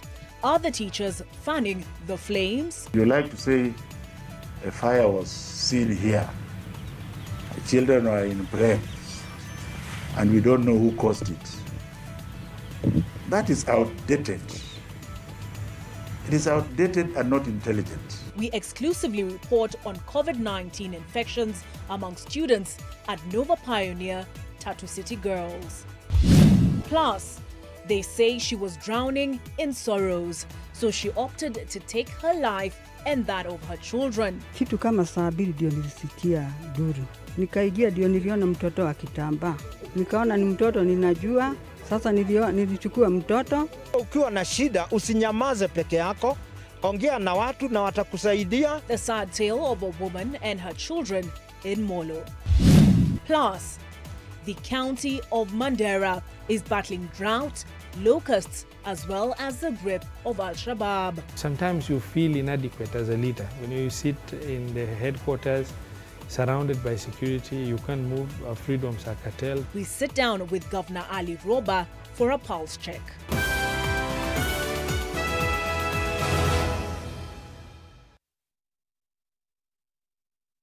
I have to admit, I didn't like Sukuma Wiki when I was growing up, but now I've created a way to make Sukuma Wiki tastier and meatier. I simply add 2 Royco beef cubes and the end result is a rich, meaty flavor. And today, I have brought along my harshest food critics for a taste test. My kids.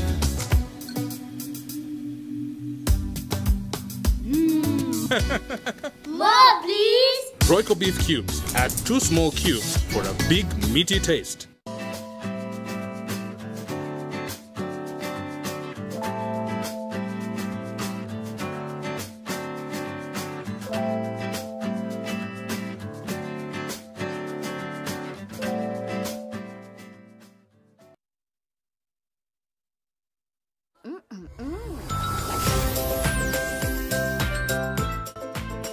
New Tuzo Yogurt Cup. Size yako, bei yako. From your first day at school to you captaining your soccer team, no matter how old you are, you'll always be my baby. That's why I trust Dettol to clean, protect, and keep you refreshed every day. I still can't believe how quickly you've grown. Dettol, tested effective against COVID-19. Maji mdosi wangu ametupa simu yangu ndani ya maji.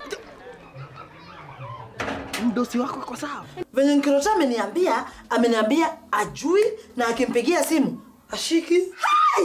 Guy! What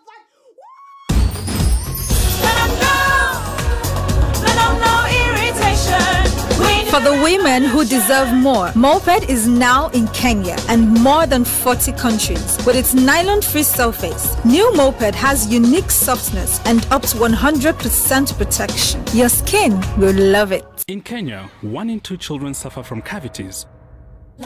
Brushing with Pepsodent removes bacteria and repairs tiny holes before they become cavities. Because every smile matters.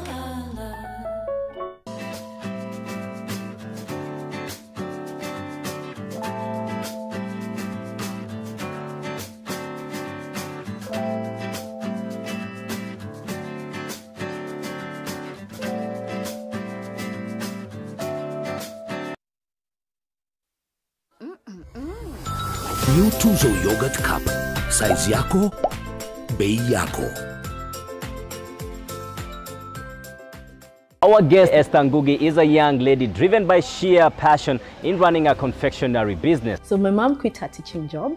I also quit my teaching job, then decided to go fully fledged into a bakery. So we turned my mom's small kitchen into a manufacturing bakery. Yeah. We'd take products to a shopkeeper. One of them tasted, he looked at us and said, "What are these you're selling?" Product ingredients started becoming expensive. For example, flour and sugar. So we closed down the business. Wow. Yes. That's 2014. Wow. I decided to fully go back to my calling. So just press, don't be afraid. And then use the tip parts. Oh man. If you're buying because of a deco, yangu client angesema, hey! Tuzidi na Hustle in association with Safaricom.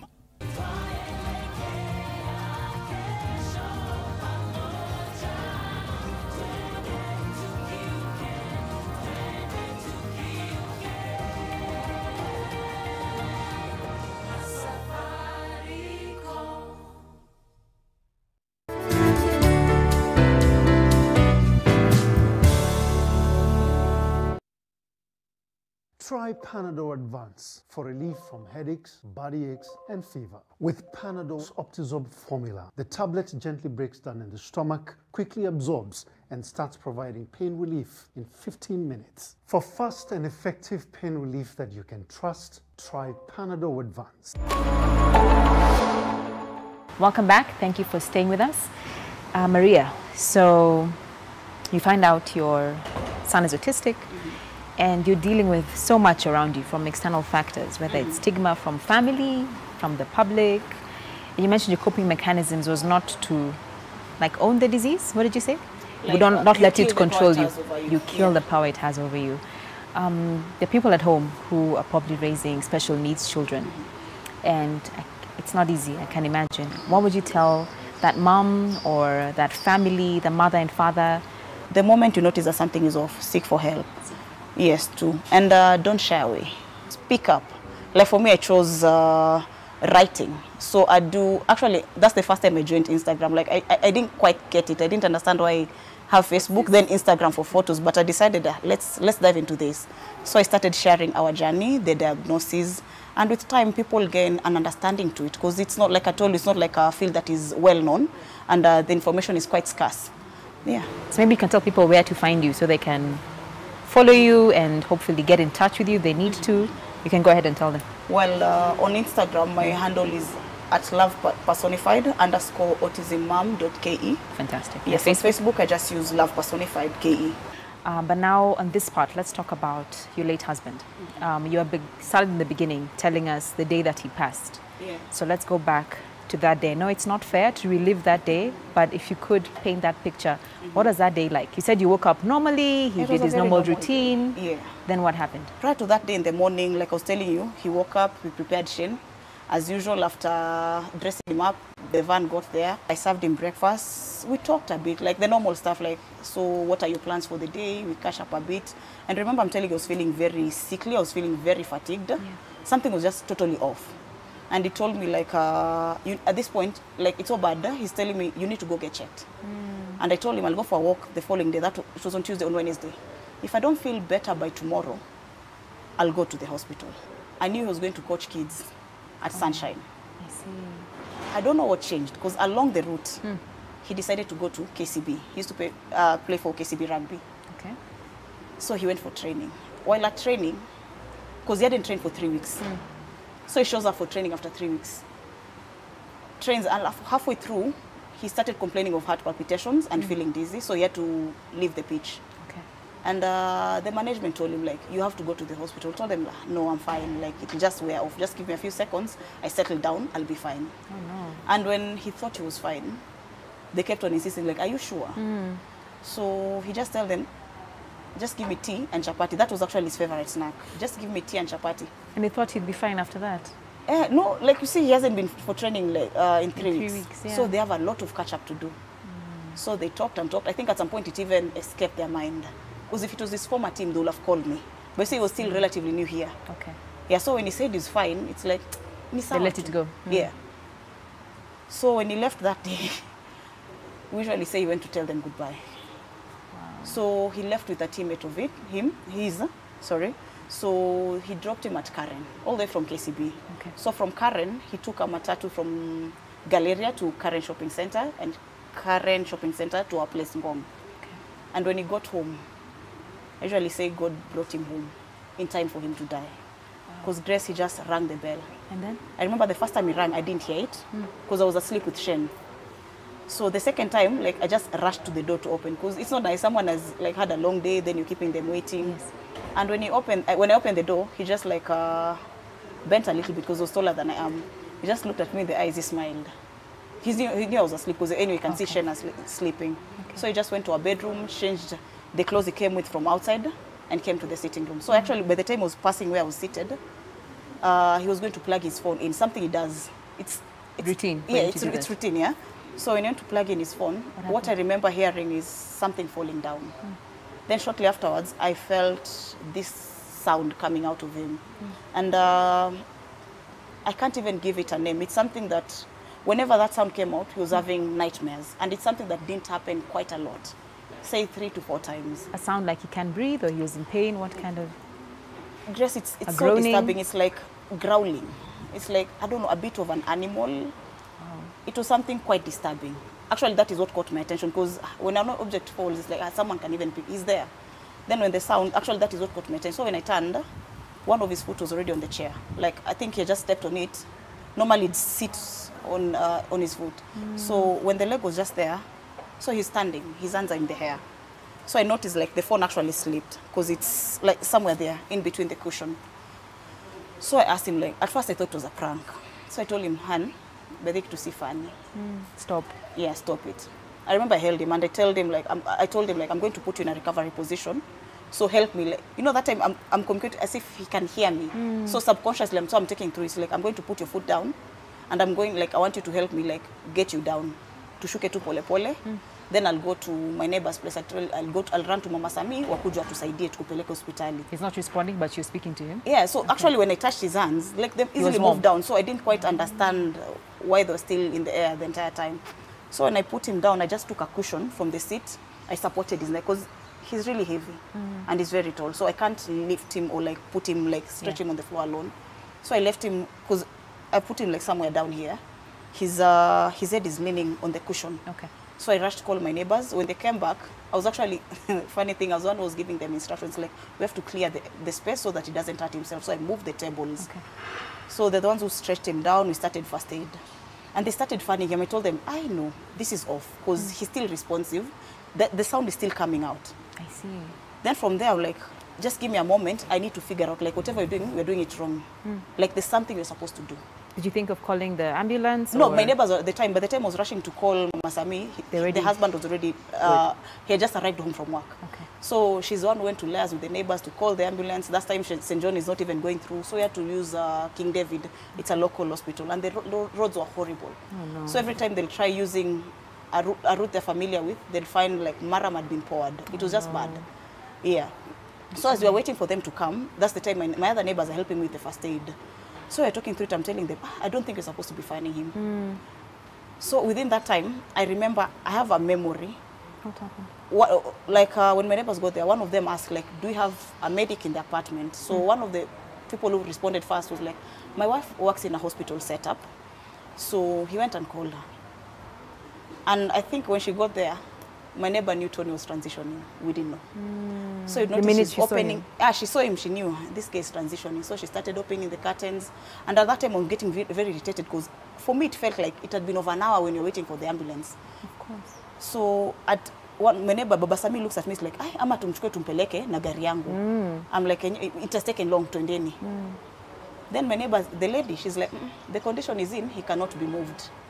That is when Tony breathed his last, because it was something very heavy, Grace. I usually say it sounded like a truck, like that had just come to a sudden stop.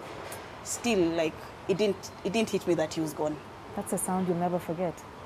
It's traumatic, because you see, there's that, I don't want to call it noise, like it kept coming. Then the moment it stops, he breathed out very heavily, and it was something, I don't want to say, it was very disturbing, yeah. How was that moment for you, Mary?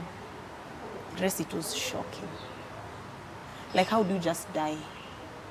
It didn't make sense. It didn't.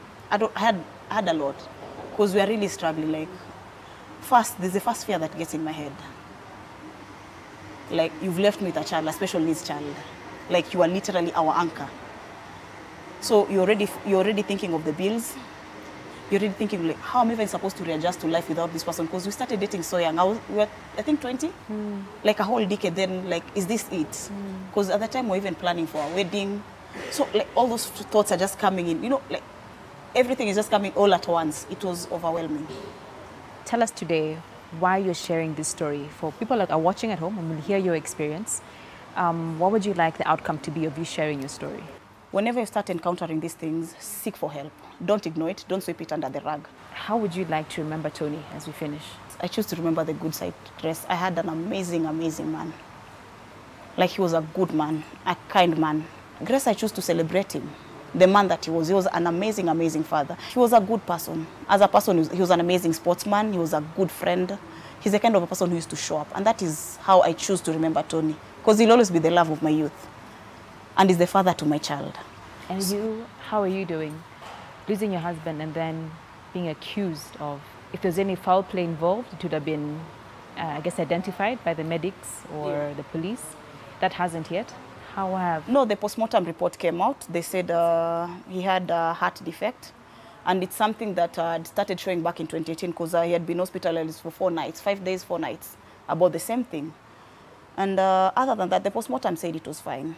Like, he was fine. It's just that the heart had an issue. When the DCI were called, like, the moment the murder allegations were thrown my way, the DCI came with his team. They did the whole investigation. They moved around. They even went to my bedroom.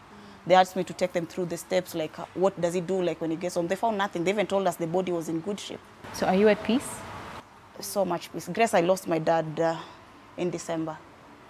And I still have so much peace. At times, it might be the trauma of losing Tony first, because as much as I've lost, I'm a daddy's girl, as much as I've lost my father, maybe Tony's death, the ugliness surrounding it, it was like, if I've survived that, like, even in my dad's, I've just found so much grace. And every day my prayer has always been for grace and strength.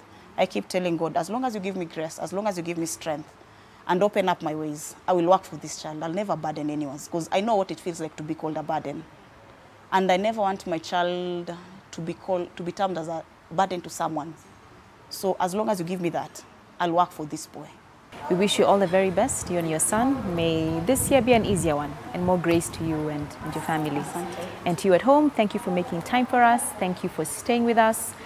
As always, special thanks to Radisson Blue Arboretum for hosting us.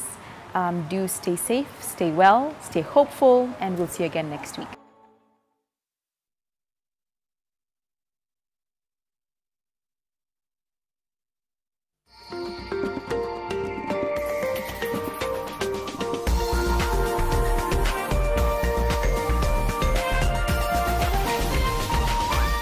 This is NTV.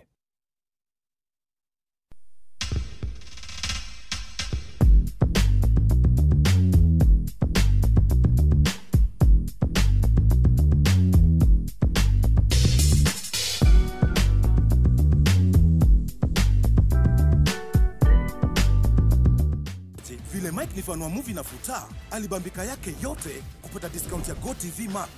Akaget maximum entertainment for less. Kuna kuhata action tena. Upgrade to GoTV Max for just 890 shillings leo. GoTV, love it.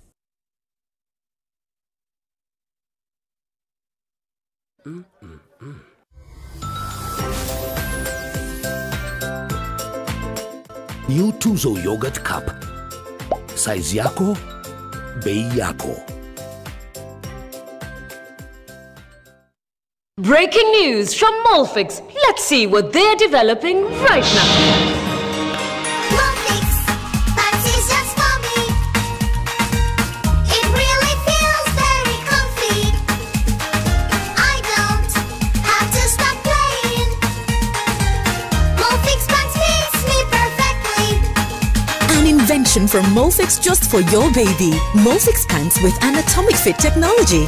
New Molfix pants, an invention from babies for babies. You should also try Molfix. Hello. Babe, I'm lost. What? I can just see beautiful trees, beautiful gate, solar street lights, and a water tower. Please come get me. I'm on my way. Babe, what's happening? I was just teasing. I needed a plot this Valentine's here. Book one for me. Gift your loved one a plot of value-added land at the Garden of Joy and get an instant 14K cash voucher for a 500K plus deposit. Call us today on 0790 300 300. Rozi wa CEO, wewe mkurugenzi mkuu. Nililishwa chakula kizuri hospitali nikatoka nikiwa na afya na ile afya mpaka leo hata rangi amekurejeshea. Na rangi yangu unajua kuna wakati ni kama niliibiwa. Kabisa. Mpaka sura yangu, rangi yangu, urembo wako wote niliibiwa. Shetani anaibaga vitu vingi sana. Napenda ukienda na sauti. Jamani onjeni utamu wa Yesu. Sasa ndio nakwambia Sunday ndio hivyo. Mama we, onjeni utamu wa Yesu. Sunday. Mwenzenu nimeonja utamu wa Yesu. On NTV. Usione nina raha nimeonja utamu wa Yesu. Kuanzia saa 2. Amen. Utamu we. Nimeonja utamu we. Utamu we. Utamu we. Utamu wa Yesu we. Hey.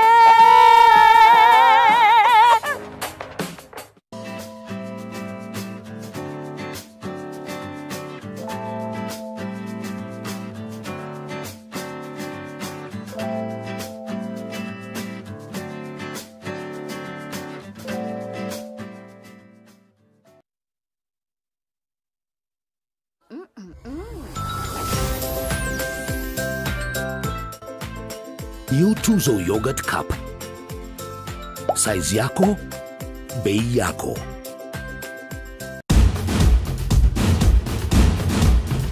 Do you think this is it, girls? No! No irritation. No irritation. We need a revolution. For the women who deserve more, Moped is now in Kenya and more than 40 countries. With its nylon-free surface, new Moped has unique softness and up to 100% protection. Your skin will love it. Welcome to Insignia Service Center, a state-of-the-art service center that offers diagnostics, repairs, wheel balancing and alignment, and a fully fledged high-quality paint booth. Specializing in 7 brands, we are a 360-degree customer value chain that promises quality service, competent personnel, pricing transparency, and best price guarantee. Bring your car over today for a free courtesy check. We are located at Karen Road, Kabwagi area. Insignia Group, consistent excellence. Today tastes like it's all fired up. Like it's cooling down. Tastes like open air and closed eyes. Today tastes like a Sunday barbecue. And it never tasted this good.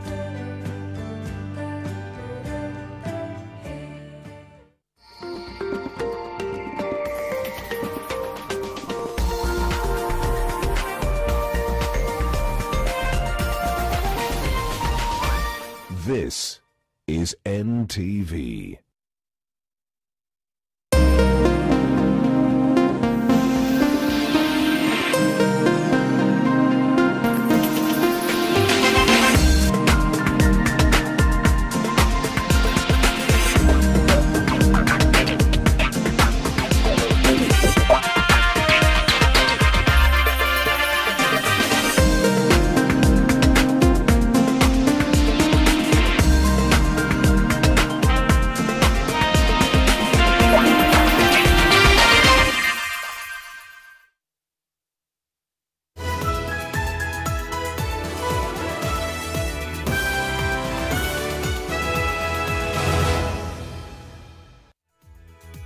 Good evening to you and welcome to NTV Weekend Edition, and this is what we have lined up.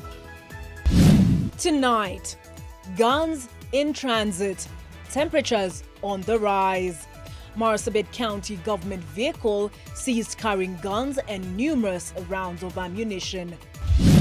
Also tonight, The fires in our schools. Are the teachers fanning the flames? You like to say a fire was seen here. Children are in blame, and we don't know who caused it. That is outdated. It is outdated and not intelligent. We exclusively report on COVID-19 infections among students at Nova Pioneer, Tatu City Girls. Plus, they say she was drowning in sorrows, so she opted to take her life and that of her children. Kitu kama saa 2 ndio nilisikia duru. Nikaigia ndio niliona mtoto akitambaa. Nikaona ni mtoto ninajua. Sasa nilichukua mtoto. Ukiwa na shida usinyamaze peke yako. Ongea na watu na watakusaidia. The sad tale of a woman and her children in Molo.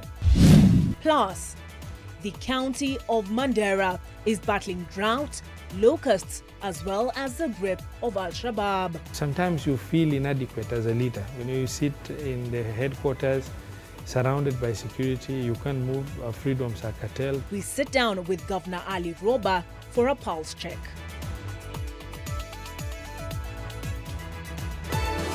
This is Weekend Edition with Olive Burrows. Our sign language interpreter tonight is David Gondoa. Now, what is the most effective way to put out school fires and permanently end the recurring student unrest? That is the big question that the Ministry of Education has been struggling to answer as it explores different options. Now, the Education Committee in the National Assembly says to answer this question, first, the number of boarding schools must be reduced and the parenting role returned to parents. Lois Wangoi reports. There have been little fires popping up in schools everywhere, most of them linked to arson. And as the government seeks to find permanent solutions, the National Assembly's Education Committee says parents must play a key role in the solutions. The committee has put forth a 5-pointer solution, which includes increased bonding time between parents and their children. To achieve this, the committee wants the number of boarding schools significantly reduced. The committee also wants dialogue channels opened up between parents, the students and the schools, and frequent drug tests to discourage drug use. All types of drugs, including even alcohol, that they must make sure that there is no alcohol being sold to young children. Meanwhile, the Ministry of Education has directed that all school heads must reside within their schools in order to have a real-time feel of the ongoings in the schools. You like to say a fire was seen here. Children are in blame, and we don't know who caused it. That is outdated. It is outdated and not intelligent, because we have capacity to know where our children are. Authority ile ina regulate mambo ya mafuta, kwa sababu wale wanauzia hawa watoto mafuta wako na pia jukumu la kuuliza mbona mtu anaweka mafuta kwenye jerikani. KCPE exams might also be scrapped as a CBC task force recommends that it be dropped and that the first national exam be at the end of junior secondary school. Another national exam would kick off at the end of secondary school before learners are placed in institutions of higher learning. Lois Wangoi, NTV, in the county of Uasin Gishu.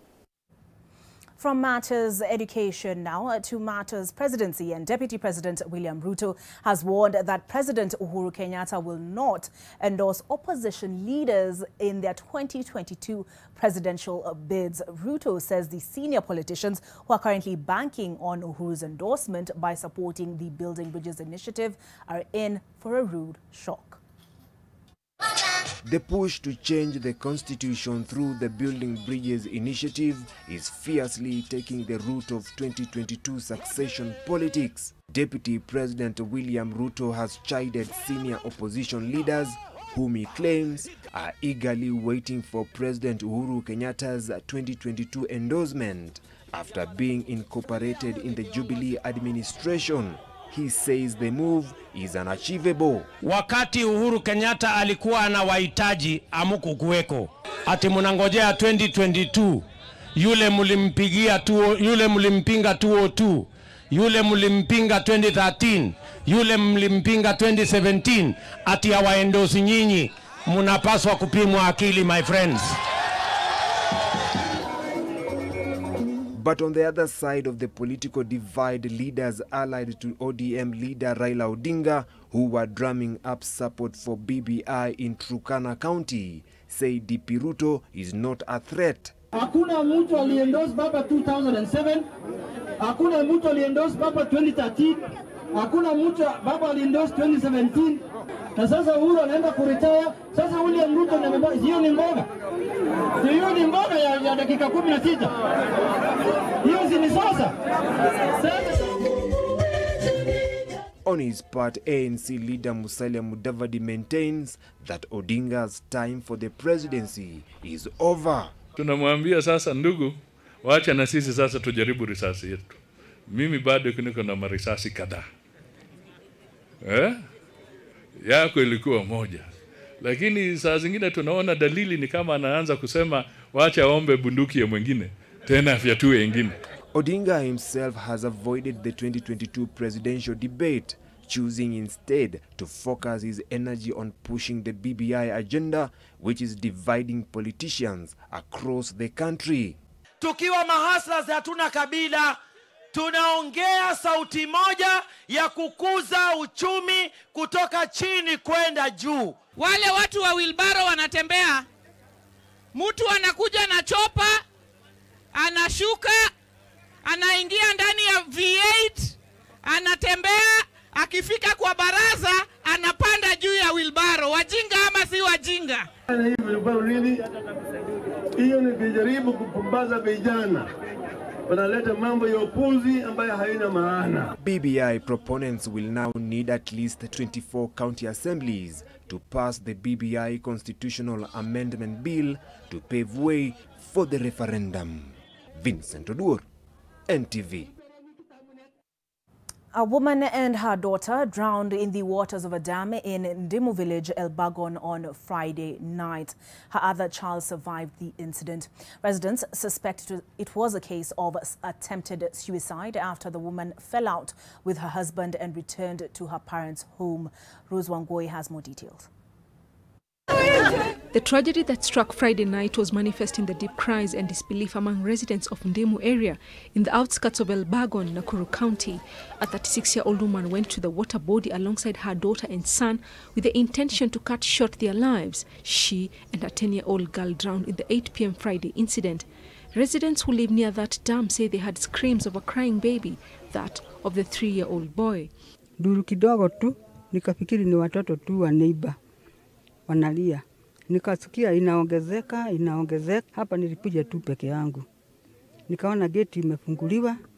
Nikaingia, ndio niliona mtoto akitambaa akiwa kwa maji. Sasa mimi niliweka tu mguu yangu moja kwa maji, nikachukua huyu mtoto.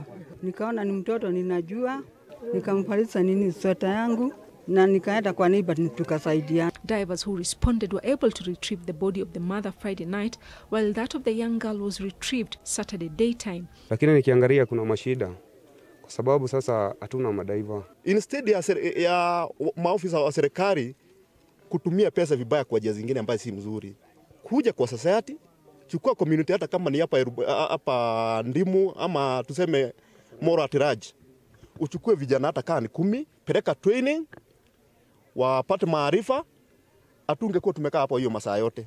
The cause of the incident is yet to be established, as the residents say it could be a suicidal attempt since the woman and her husband had a disagreement and she recently returned to her parents' house. Kwa hivyo ukiwa na shida usinyamaze peke yako, ongea na watu na watakusaidia, na hiyo shida itakuondokea, isifikie wakati wa depression kutenda mambo aina hii. This, going by what the residents say, brings to the fore the need to have more attention paid to mental health and conflict resolution. The home, Rozongoi, NTV. Well, we thank God that one child survived. We still mourn the loss of the other. Inspector General of Police Hilary Mutyambai will be heading to Tarbi first thing tomorrow morning on account of a Marsabit County government vehicle being found illegally transporting guns and ammunition. The weaponry was allegedly being moved from El Bor area days after a reported attack on pastoralists who are out shepherding their grazing animals. Melita Oletenges reports on the increasingly concerning state of peace in the northern county. Marsabit County Government Vehicle Registration Number 10CG016A, green in color, was impounded by the police in El Bor. The vehicle was allegedly found carrying 5 guns and unconfirmed amount of ammunition before it was impounded by the police hours after an attack on pastoralists grazing in the area. The incident puts the county government of Marsabit on the spot. The vehicle is now at the Turbi police station. However, our efforts to reach either the police or the county government for comment have proven futile, as no report has been communicated on the incident. Ethnic animosity has rocked Marsabit County in the past, claiming lives and escalating tension in the area.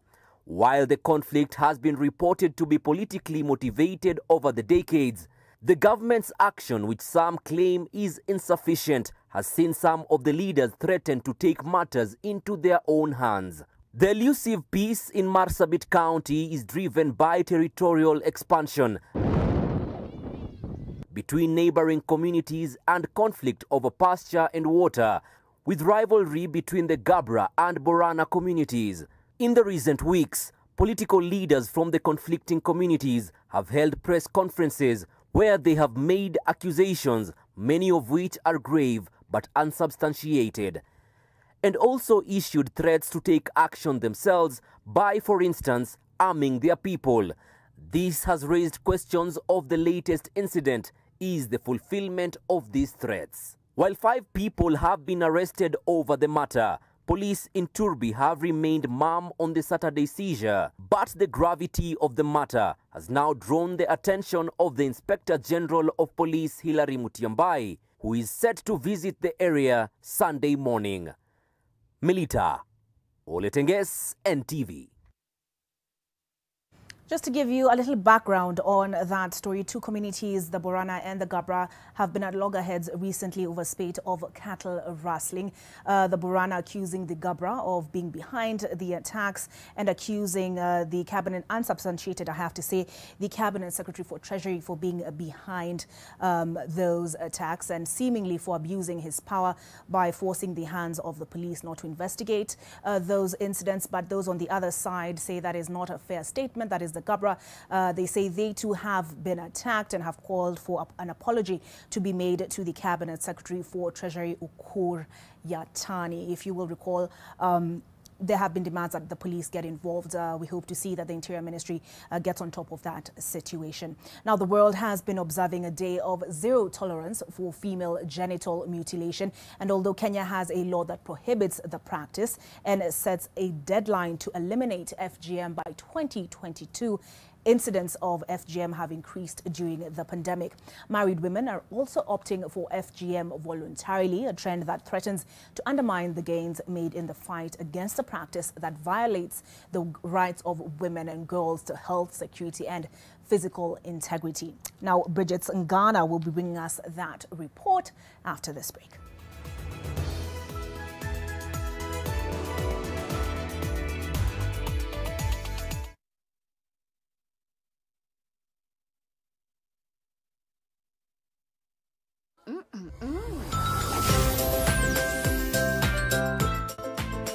New Tuzo Yogurt Cup.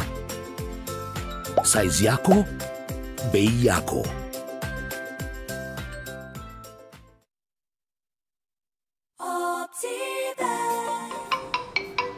Hello. Babe, I'm lost. What? I can just see beautiful trees, beautiful gate, solar street lights, and a water tower. Please come get me. I'm on my way.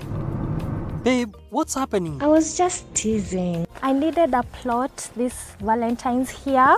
Book one for me.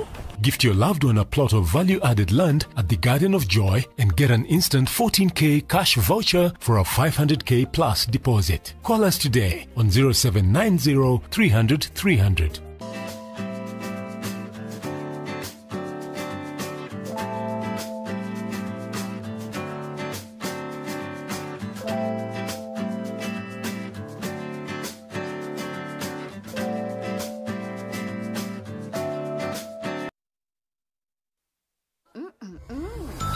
New Tuzo Yogurt Cup. Size yako, bei yako.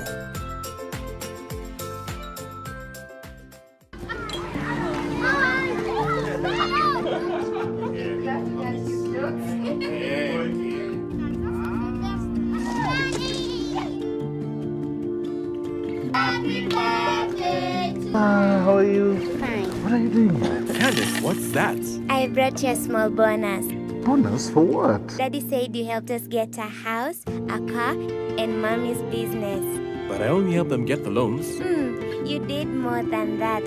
You got us 299 family dinners, 64 kisses on the cheek, 12 road trips to see Grandma, 42 jokes from Daddy, 49 laughs from Mommy. In over 60 years of dealing with numbers, we've learned that the numbers that matter the most to you are the ones that matter the most to us. NCBA Bank. Go for it. The day the world stopped was the day we found where to go.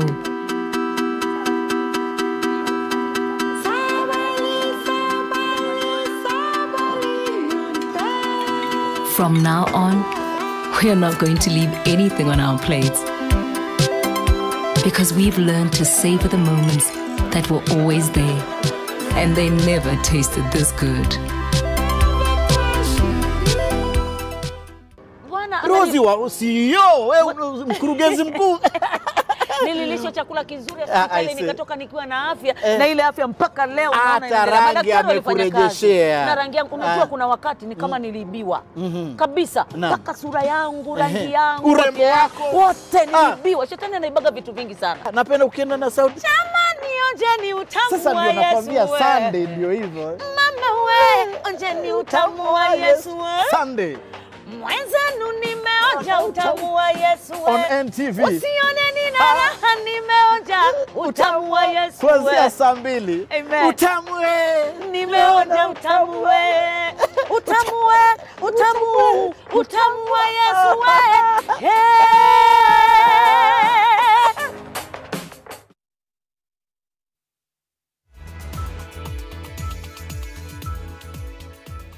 Thank you for staying with us on NTV Weekend Edition. A few weeks ago, he was accused of making alarmist statements when he raised the alarm over the Al-Shabaab activity in his county. Are the Mandara Governor, Ali Roba, and the national government now speaking from the same script? I spoke to him earlier this week. The Mandara Governor Ali Roba to discuss primarily matters security.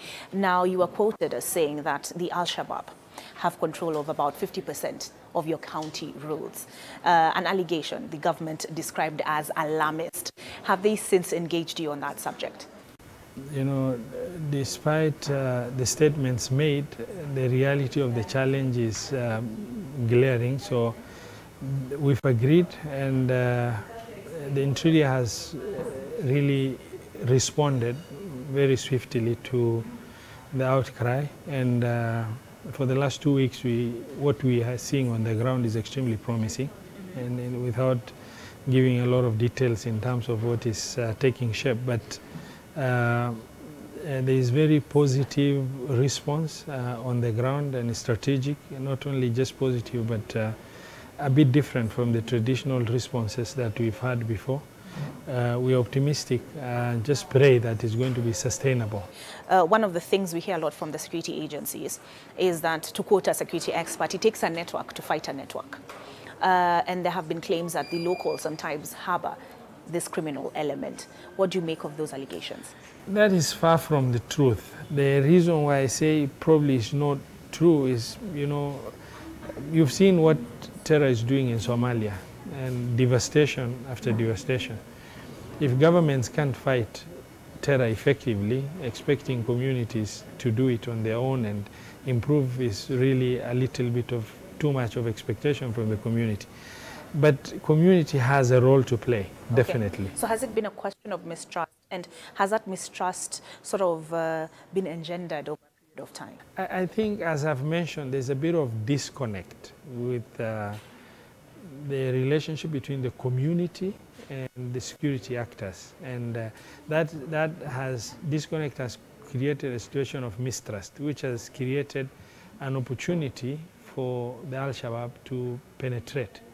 The behavioral characteristics of communities must be understood by the security system. If you understand, you'll be able to tap into this, cultural and behavioral, manifestation of communities and be able to make sure that they work. Somali communities generally, if they buy in something, they will walk that talk to the end, as it is. Terror is a very dynamic issue. I'm there for 8.5 years. They keep changing tact. Take for example, in Somalia they kill only Somalis. They don't kill anyone. You can see bombs, 100, 200 students and everybody, indiscriminately. But when they cross across the border into Kenya, they start killing non-Somalis or non-Muslims for that matter. The intention is not about Islam or Christianity. The intention is to pit Kenyans against each other, so that Somalis are the most integrated community in Kenya. They are in the 47 counties. Because of the harsh conditions we have, communities have migrated and lived in different parts of Kenya. I would like to thank the Kenyan public, as a whole, because this is what we have been doing 2015, 16, 17, to tell the public the intention is to pit us against each other. You know the famous story of the bus attack, and where a teacher had to wrap himself around one of the passengers and he was killed. And that has happened in other occasions, and in some of the villages they keep moving the teachers, other workers, whenever they get information that there's movement of these cells and that issue. But it is critical. It is very critical. The only way we can succeed is to have an embedded, program where the community's role, the leadership role, and the security role is all working as a unit. Your convoy has been attacked several times on Mandera's roads. Has that changed how you view the threat of the Al-Shabaab? It has, actually. For this second term, very sad, I'm able to only fly into a bigger center to do something and fly out. And leadership is all about contact with the public. You must be able to be at every village. And the public would wish to engage their leaders one-on-one. And the Somali community is very bold. When the leaders come, it's not a sweet meeting. They will say, you failed, you've not done this. And that engagement is what I miss, where we are able to drive for 10 to 15 days on the road, try and get from one village to another, one center to the other, and people are able to directly engage you, tell you about their needs and challenge you on what you're doing, or appreciate what you have done for that matter. And that has really been greatly hampered. Unlike the first few years of devolution that we've had, there's nothing we wish for than be able to travel on our roads, safely without any worry. And that is a major challenge for us. And it is tormenting, actually, because sometimes you feel inadequate as a leader. When you sit in the headquarters, surrounded by security, you can't move, our freedoms are curtailed, in terms of what is happening. The public out there would wish to see their leaders engage with them. And another concern you raised is about schools. I'd like to know what the learning situation is now. When you spoke, you said 129 out of 200, was it 295 schools are closed. We've seen teachers withdrawn from the north, and you gave us the reason. When Al-Shabaab crosses the border, they target non-locals. What is the learning situation like now? Do your own analysis of academic performance over the last 8 years, for example, or 10 years. The result that came out of some assessment that was done on the students does not have scientific backing. It is very, really absurd, because you have these counties that have position 40-something, you know, out of the 47. And then for a whole year, they have not been to school. There's no e-learning. There's no variable change. There's no strategy. There's no input that has taken place. And for a whole year, there's no learning ongoing. Then an assessment was done. Mandera is top 3. You know, I would wish to really understand the magic, because it doesn't add up for me. It doesn't. You know, because I see the reality on the ground. I mean, it could be intended for different objective as far as I'm concerned. But the reality is, I mean, I would like some convincing information to say, you know, your position 40-something last year or the previous year and the other years, but because we changed this and that variable, we've had this input and we've changed this, as a result, the assessment looks very promising that the performance is very good. Now, without teachers, without any learning, and then you somersault from position 40-something to position, it doesn't add up. Something is not right. So education is crippled. Just to answer your question, in our region, there is no strategy from Teacher Service Commission or Ministry of Education yet. In 2015, 2014, 15, 16, the county government, out of desperation, when all the teachers were removed, we recruited over 900 UT teachers, you know, students with C minus and above, to just give some resemblance of teaching in this. But it was not sustainable because it's not a county government function. Then later it became an audit query. You're doing another levels function, and that we had to withdraw. I don't ask why are non-local teachers removed. The risk is real, okay? So we would wish to have 100% teachers, but the risk is real. And if they are removed, it's our hope that it doesn't remove the responsibility of guaranteeing the right to access to education for northern Kenya, just because there's insecurity and that challenge. You know, the responsibility still lies with the government. Speaking of government responsibilities, aside from the right to education, there is the right to food, there is the right to healthcare. How have those two rights, the right to food, the right to healthcare, been impacted by the security situation in Mandera? Health access so far is very good, and it's no longer susceptible to terror shocks as before, because 80% of the workforce are locals, and they've adapted to the environment. In terms of agriculture, you know, there are a lot of limiting factors. We've done quite a bit in terms of opening up the riverine farming. You know, initially it was taken over by Madenge plants at the advent of devolution. Now there is lush green farming ongoing along the riverine. The rain-fed farms, we still have a challenge because of inadequate rainfall. The pressure to deal with, because of the impact of marginalization, virtually every sector is in dire need of attention. So we are now dealing with subsistence, you know, response, where in terms of water, access to water for livestock and community. But then we have major, you know, extended dry spell that has taken shape that is now bordering drought. Almost all the ponds we have in the county has dried up because the last rain we received was less than 20% of the normal suppressed rainfall that we are getting in the county. And we have serious pressure, water pressure particularly. The county has drilled emergency bore drilling of about 55 balls, which are in the process of equipping. But more than 50% are saline. You know, it's not good for human consumption. Maybe livestock can bear to drink because of the salt requirement in terms of that. So we have that challenge. We are the first line of response. Of course, we are not waiting for that to be responded to by external party. Primarily, we are the first line of response. We are doing our best, but we might not be able to cope up with it because the next rain is expected in April, and that will be a challenge. The Somali elections are looming large. I've had the Al-Shabaab have released a documentary criticizing President Farmajo's achievements. We have, even between Kenya and Somalia, there's a Jubaland factor. How has all that affected your county? As far as our relationship as a country, With Somalia and other issues, I think it's not in my jurisdiction to comment. I would like to stay out of it and leave it to the national government to do.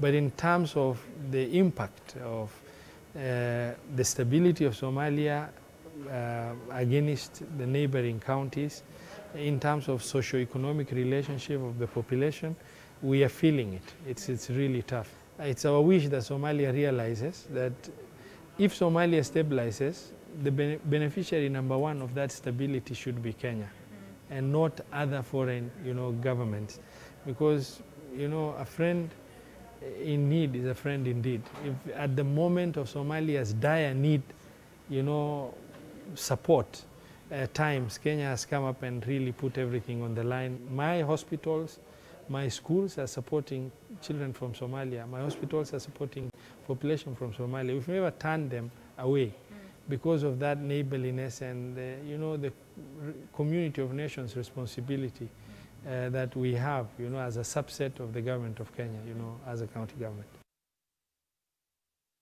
Matters security are always complex ones. More news reports on the day's happenings on the other side of this break.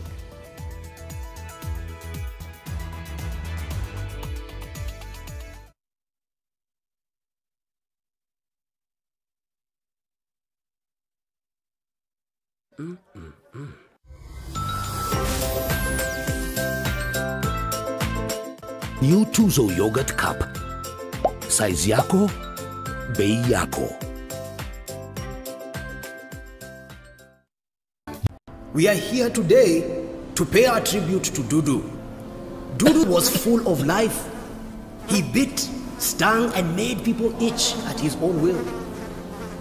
He spread malaria with great pride. To the family, stay strong and believe that the larvae he has left behind will follow in his wings. I heard he was killed by mosquito. His family does not know yet.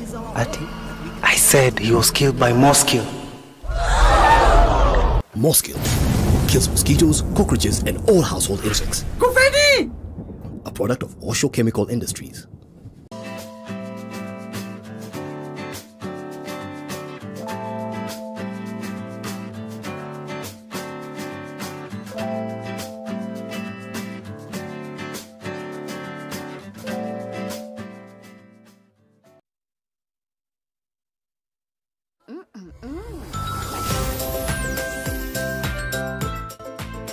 New Tuzo Yogurt Cup. Size yako, bei yako.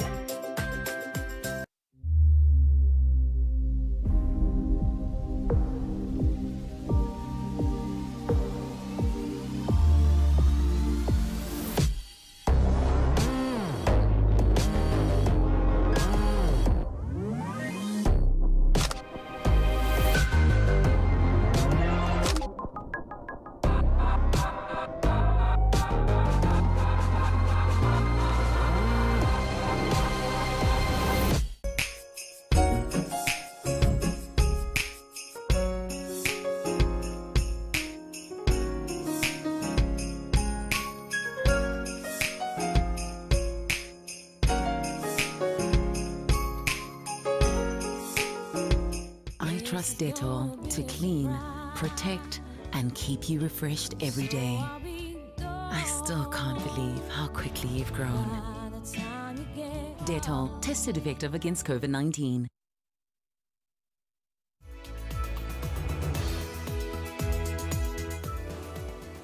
Well, as I mentioned to you earlier, the world has been observing a day of zero tolerance for female genital mutilation. And although Kenya has a law that prohibits the practice and set a deadline to eliminate FGM by 2022, incidents of FGM have increased during the pandemic. Married women are also opting for FGM voluntarily, a trend that threatens to undermine the gains made in the fight against a practice that violates the rights of women and girls to health, security, and physical integrity. Bridget Sngana with that report. A deserted haven could best describe the Samburu Girls Foundation. For close to a decade, this facility in Maralal has provided shelter and food to scores of girls who had run away from home to escape the cut. Enter COVID-19. They had to shut down in compliance with government directives, dashing the hopes of the girls they protected. Schools have since reopened, but some of the girls have never come back. COVID-19, it seems, fostered the FGM monster, with many young girls being married off.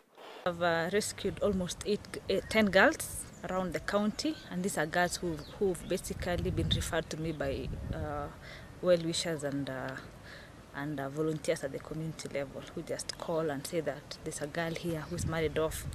And most of these girls are the girls who have not complied and who are maybe running away from home and are not ready to be married off. These girls vary from high school girls to standard 8, even up to class 4. COVID-19 really placed the pressure to the girl child, because staying at home for 9 months is really, and being idle and all that, gives our elders time to just look at the risks this girl will bring if they're not married off. For a long time, anti-FGM campaigns have targeted schoolgirls, but since the enactment of the anti-FGM law, the focus has changed, especially in the Rift Valley, where 10 out of the 14 counties in the region still practice the vice. Here, it is the married women who opt for the cut voluntarily. Mama ya watoto 6 ya watoto 7 lazima atairishwe, na si ati amri ya baba yake, ni amri ya Bwana kusema bibi utatairi leo, kwa sababu unasonga ugali ya hivi, unaona kama maziwa unakamulia chini, unaona, kwa sababu wewe ni kirego ama namna gani. Oftentimes people say men are supposed to be, they should not demand that these things are done. Kindly note that women are pushing other women to undergo FGM. In Baringo County, it is not so much the young girls as it is the married women. Once you have your first child, your second child, you have to go. And if you don't go, you're ousted from your community. Because in areas where we have really enforced the law and ensured that young girls don't go through FGM, now we are discovering that even older women, age of 28, 30, are now going through this practice, especially in Narok, that's Transmara East, Bomet, and Kericho. It has become a serious phenomenon. Now we are trying to see. But now these are not, these are adults. It's not like they're children who need care and protection. It is this very stigma that saw more than 20 women in Bureti, Kericho County, arrested for undergoing FGM in November last year. The women aged between 20 and 30 years are currently serving a 4-month jail term for failing to raise the 20,000 shilling fine for their freedom. That puts a big dent in the agenda, both the SDGs and what the president said. How are we going to eliminate a practice that is so deep-rooted, where as a country, we are thinking that empowering women and the issue of economic empowerment of women is equivalent to ending FGM? That's a myth. That doesn't quite work in rural communities. According to a 2019 report by UNICEF mapping out the prevalence of FGM in Kenya over a 30-year period, shows that while FGM has declined in some regions, northeastern, Nyanza and eastern still lead in the number of adolescent girls who have undergone FGM. It's not a women's issue. Millions of lives are being affected. Can you imagine if 9.3 million women went about without their eyes? What would happen? It would be a global issue. There would be campaigns. We would do everything in our power. But most importantly, we need to educate our children from when they're young. FGM conversation starts quite late. Can you imagine if it was a conversation when a child is 6 years old? So that they understand by the time they're 10, 12, when it actually happens, that this thing should never ever happen. It has to be internalized. In fact, because of the serious crackdown on this practice, it has basically gone underground. And even we suspect that some of our hospitals, in some of these areas that are prevalent in terms of FGM, some of the nurses actually they do it at the hospital level. When a woman is giving birth, she can be taken. In fact, the stubborn women, actually they go through FGM at the point of delivery. She may not even know. That's why we want to bring elders on board so that they can also take charge of this process. For me, being the deadline, we can even declare next year that we don't have FGM in Kenya. But what guarantees do we have that do not move, do not come out in another way, like what is happening now? Yeah. So how sustainable is that? Is our biggest problem. The fight against FGM in this country has always been a dicey one, sometimes pitting the women against themselves and other times pitting the men against the women. Of importance is acknowledging the government's efforts in ending FGM in Kenya. In fact, it has about a year's deadline to declare Kenya FGM-free. However, the biggest challenge for the government is combating the deep cultural beliefs that still engender FGM in Kenya. Bridget Ngana, NTV. From the complications caused by female genital mutilation to the complications caused by COVID-19. A month after schools reopened, more cases of COVID-19 are being reported in schools. One of the latest is Nova Pioneer Girls High School in Tatu City, which has confirmed 8 students who've been infected. Anita Nkonge reports on the situation where the school allegedly did not take the students to hospital as it left this for the parents to do. Behind these gates is an esteemed institution, one which has concerns tucked behind these walls and fences. Nova Pioneer Girls High School in Kiambu County has confirmed that 8 students have tested positive for COVID-19 in the past week. According to sources, some girls at the school fell ill exhibiting various symptoms and were taken to the school's health facility for treatment. However, after confirmation of the disease, they were told that the school could not take them to hospital because it was under strict lockdown and only their parents were allowed to do so. In a statement sent to NTV by the school leader Dr. Ndwati Nyaboke, the first confirmed infection was reported on the 31st of January 2021. Families of the students and the public health department were notified. The affected girls are either at home or isolated in the school isolation center, depending on their parents' or guardians' preference. The school says the 8 were between January 31st and February 4th. On February 5th, Dr. Ndwati says large-scale testing was deployed after the public health department recommended as much. The number could go higher with the Ministry of Health yet to release more test results after 23 students were initially tested. According to the school, contact tracing and disinfecting of all the campus spaces has taken place, and an isolation center has been created for any student found with symptoms. The school says students were placed in roommate pods of 6 to 8 students who share a room, have all their meals together, and also have their outside activity time together. They are also taking classes online using school-provided laptops. Teachers are operating from home while residential staff are supporting the boarding life at school. Indemnity forms were issued to parents on Friday exonerating the school from any liability should a student contract COVID-19. Anita Nkonge, NTV. As we take this next break, don't go too far. We have more for you.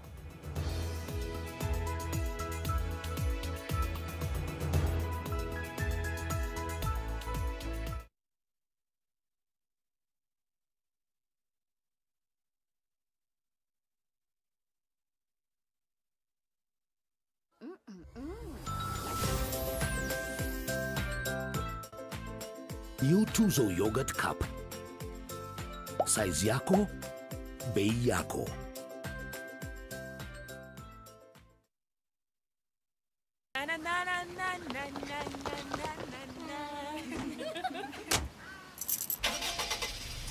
When I open my eyes, I see a beauty you can't believe. Oh, mama, no place I'd rather be.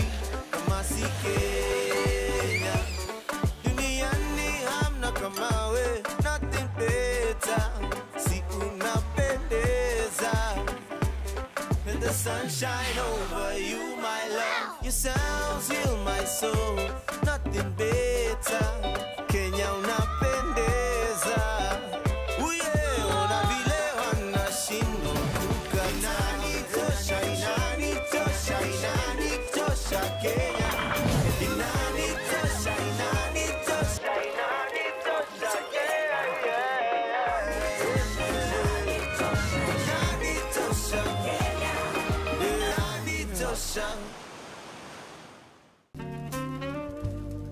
Lovers are booking their tables at GMC Place Kitengela. Yes, it's Valentine's, and as is custom, love is blossoming at the heart of GMC. Make that proposal, rekindle your romance, or treat your special someone. Let GMC Place Kitengela be your choice to bloom in love. With a few slots available, call us today on 0701 560 560.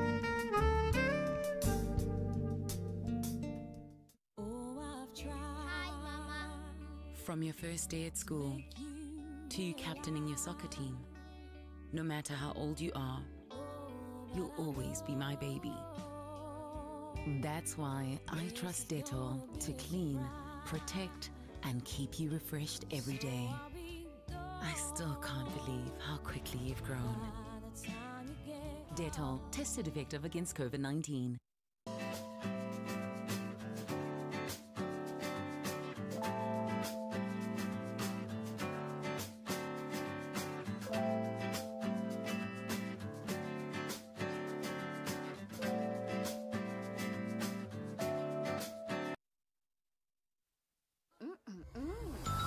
New Tuzo Yogurt Cup.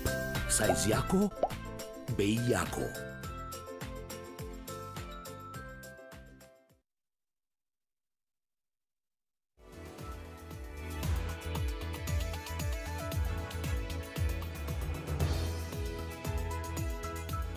It's yet another sad day in Kenyan politics as Suna East Member of Parliament Junet Mohammed has demeaned nominated Senator Isaac Mwaura on account of his albinism. Here is what the ODM Director of Elections said.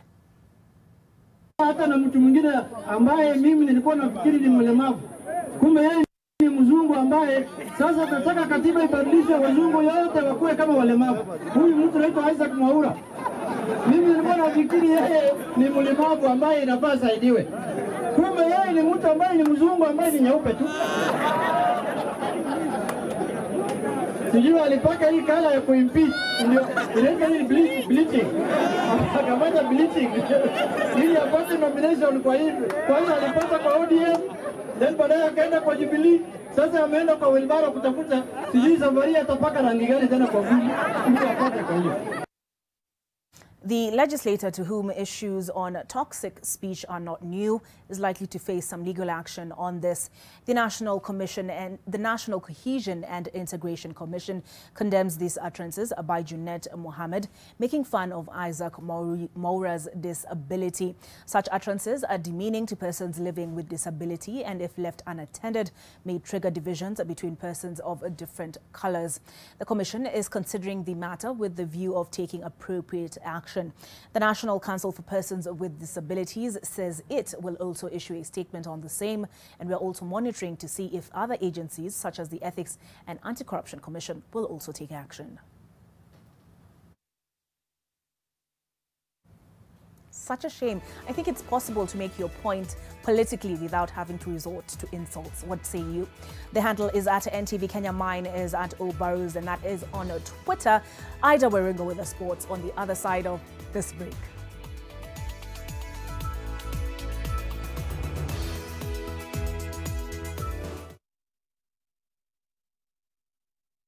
Maji mdosi wangu ametupa simu yangu ndani ya maji. Mdosi wako kwa sawa? Venye Nkirota ameniambia ajui na akimpigia simu ashiki. Hi guy, what the?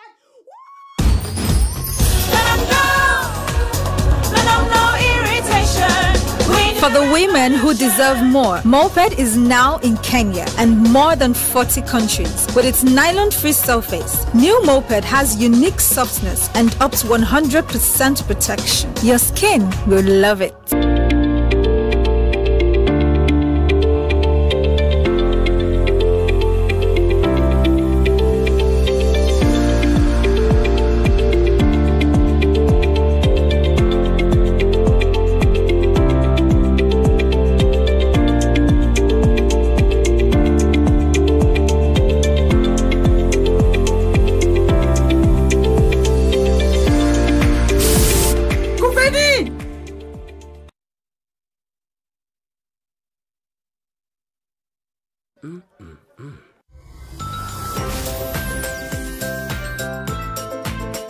New Tuzo Yogurt Cup.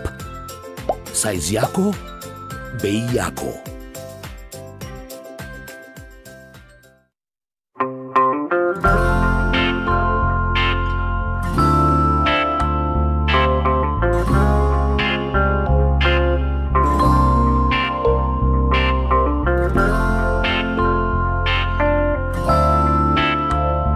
Breaking news from Molfix. Let's see what they're developing right now.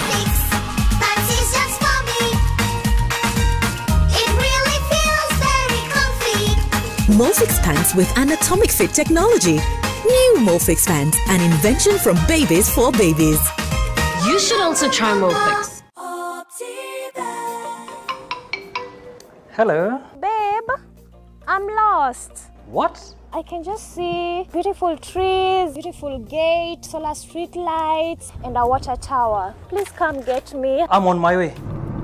Babe, what's happening? I was just teasing. I needed a plot this Valentine's here. Book one for me.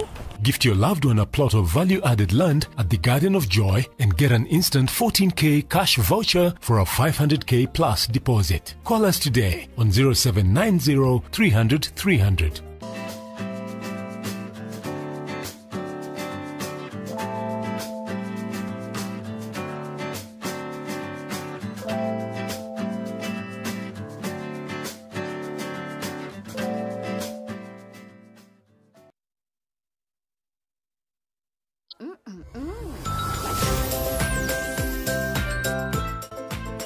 New Tuzo Yogurt Cup.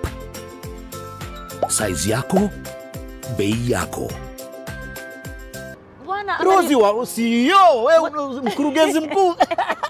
Nililishwa chakula kizuri hospitali nikatoka nikiwa na afya na ile afya mpaka leo hata rangi amekurejeshea. Na rangi yangu unajua kuna wakati ni kama niliibiwa kabisa mpaka sura yangu, rangi yangu, urembo wako wote niliibiwa. Shetani anaibaga vitu vingi sana. Napenda ukienda na sauti. Jamani onjeni utamu wa Yesu. Sasa ndio nakwambia Sunday ndio hivyo. Mama we onjeni utamu wa Yesu. Sunday. Mwenzenu nimeonja utamu wa Yesu. On NTV. Usione nina raha nimeonja utamu wa Yesu. Kuanzia saa 2. Amen. Utamu we. Nimeonja utamu we. Utamu we. Utamu. Utamu wa Yesu we. Hey.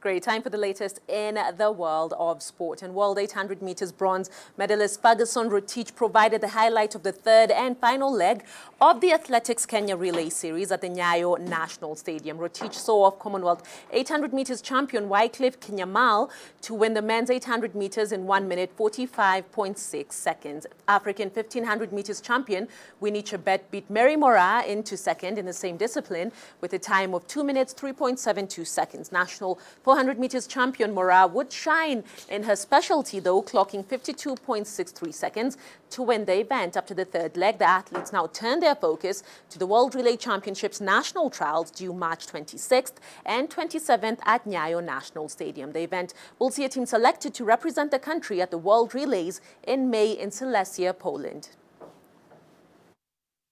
Mwaka huu na naona nafanya mzuri, hope niendelee kufanya vizuri zaidi. Hapa mmepelekana na Kinyamal. Kama uliona ya mwisho unakimbia mpaka unasalimia mashabiki. So which means there's extra shape. Yes, imekuwa poa. Nimekimbia vizuri. Nashukuru Mungu. Na matayarisho yako yamekuwaje kijumla kabla ya kuja hapa leo? Matayarisho yangu imekuwa mzuri. Nimekuwa pale kwa camp. Nimekuwa nikijitayarisha vilivyo.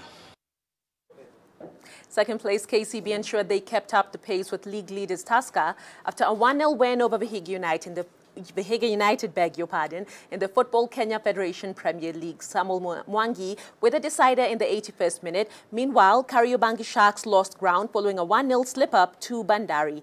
William Wadri netted the all-important goal for the Dockers that puts them on 6th with 16 points from 11 matches played. That is 2 points below Kariobangi. And other results, 10-man Kakamega Homeboys saw off Nairobi City Stars 2-0. Sunday action, of course, sees that big one with Gor Mahia hosting AFC Leopards at Kasarani in the Mashameji Derby, and Zoo Kericho take on Bidco. Football Kenya Federation held its 8th annual general meeting at the Safari Park Hotel. The Federation's financial statements for the financial year were also approved, as well as the next financial year's budget passed. The meeting was attended by 80 of the 86 delegates, among them representatives from the 45 FKF branches, as well as FKF Premier League, National Super League, Division 1 League clubs, FKF Women Premier League, and FKF Women Division 1 clubs. FKF Deputy President Doris Petra led the meeting that was the first under FKF President Nick Mwendwa's second term in office.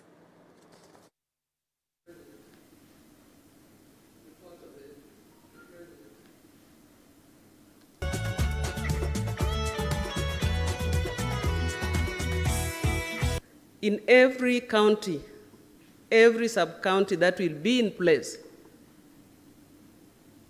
let's work hard so that we have proper grassroots football going on, both for men and women. Basically, it was to pass the FKF financials, the budget being key, and the financials from 2019. So basically, that's what members have passed.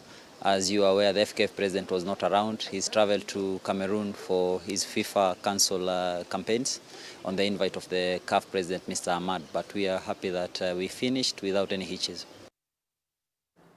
And with the 2022 Africa Cup of Nations qualifiers a month and a half away, national team head coach Jacob Gosmole hopes the Harambee Stars can pack in some friendly action before those crucial ties. Kenya plays Egypt at home on March 22nd and then Togo away on March 30th in the final rounds of the 2022 AFCON qualifiers. 28 locally based players have been called up for non-residential training that will start on Monday. It's a very steady league. So with these local players, I think it's going to be nice for us to watch them closely and see. I'm hoping that we can have one friendly before we play Egypt and Togo, and that, of course, is going to determine maybe which local players are going to break into the first 11.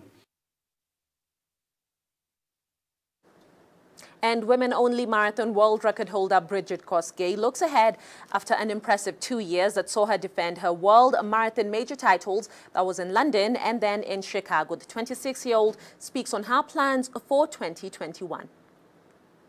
It's cancelled, and I was ready prepared that race, but because it's cancelled, I just continue to train, but it's not more hard. I don't train hard so that I can wait another race which will be available, so that I will continue to train hard. So now it's just you train a little bit so that your body cannot become fatigued when you start to train again. That, of course, was the event that saw Bridget Kosgei, of course, unveiled as Stanbic Kenya brand ambassador. Let's move on and cross borders. Goalkeeper Matt Ryan conceded 74 seconds into his debut for Arsenal as Aston Villa completed their first top-flight double over the Gunners for 28 years, winning 1-0. Former Arsenal keeper Emiliano Martinez started the move, which led to Bertrand Traore pouncing on a mistake by Cedric Soares before...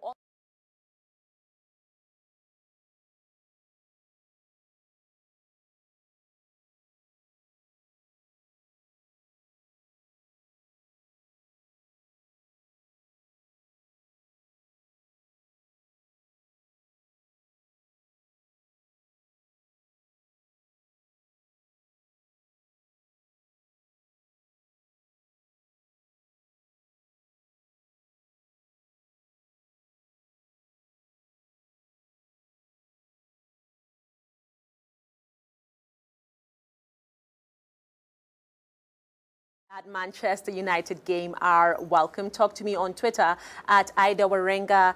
And it's back to the very lovely Olive Barrows. Thank you, the very lovely and intelligent Ida Warenga. Thank you very much. That concludes NTV Weekend Edition. And chanting Mark Masai, David Agondo, I should say, Gota. And we switch moods to Jam Down. Therefore, I should say Wagwan. Have a good night.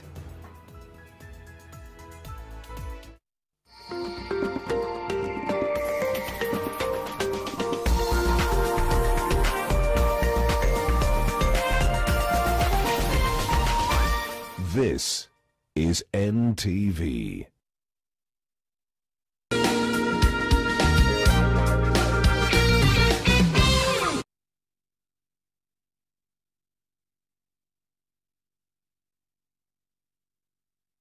Our guest, Esther Ngugi, is a young lady driven by sheer passion in running a confectionery business. So my mom quit her teaching job. I also quit my teaching job. Then we decided to go fully fledged into a bakery. So we turned my mom's small kitchen into our